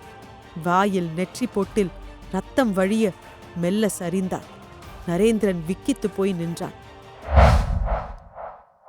நரேந்திரன் மோட்டார் சைக்கிளின் இன்ஜினை அணைத்தான். புல்லட் சற்று நேரம் மௌனமாய் பயணம் செய்து நிறுத்தத்துக்கு வந்தது. மோட்டார் சைக்கிளோட சத்தம் கூட இவங்களை கலைச்சிடக்கூடாது வைஜ் என்றான் நரேந்திரன். இவர்கள் என்று அவன் சுட்டி காட்டியது அருகருகே இருந்த அந்த 2 கல்லறைகளை. ஷாஹிரா பானு, அசோக் குமார்.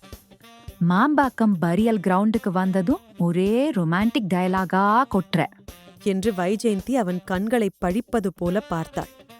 கவர்மெண்டே ரொமான்டிக்காக ரயில் பாதை இந்த இடத்துல வராதுன்னு பார்லிமெண்ட்ல அறிக்கை விட்டுருக்கு. இந்த சாமானியன் எங்க? நரேந்திரன் பெருமூச்சை அவிழ்த்து விட்டான். வைஜ், தாஜ்மஹாலை பார்த்ததும் எனக்கு கூட ஆசை வந்துடுச்சு, ஒரு வைஜ் மஹால் கட்டணும்னு.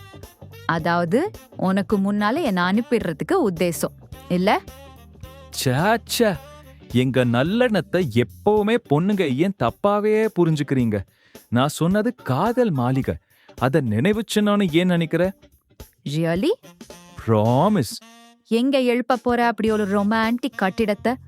அதுவா டியர், மும்தாஜ்னா யமுனா, வைஜ்னா அப்படி கூவ நதி ஓரமா ஒன்னு கட்டித்தர சொல்லி ஹவுசிங் போர்ட்ல கொட்டேஷன் கேட்டிருக்கேன் என்றதும் நரேந்திரன் எங்கே அடி வாங்கினான் என்பது உங்களுக்கே தெரியும்.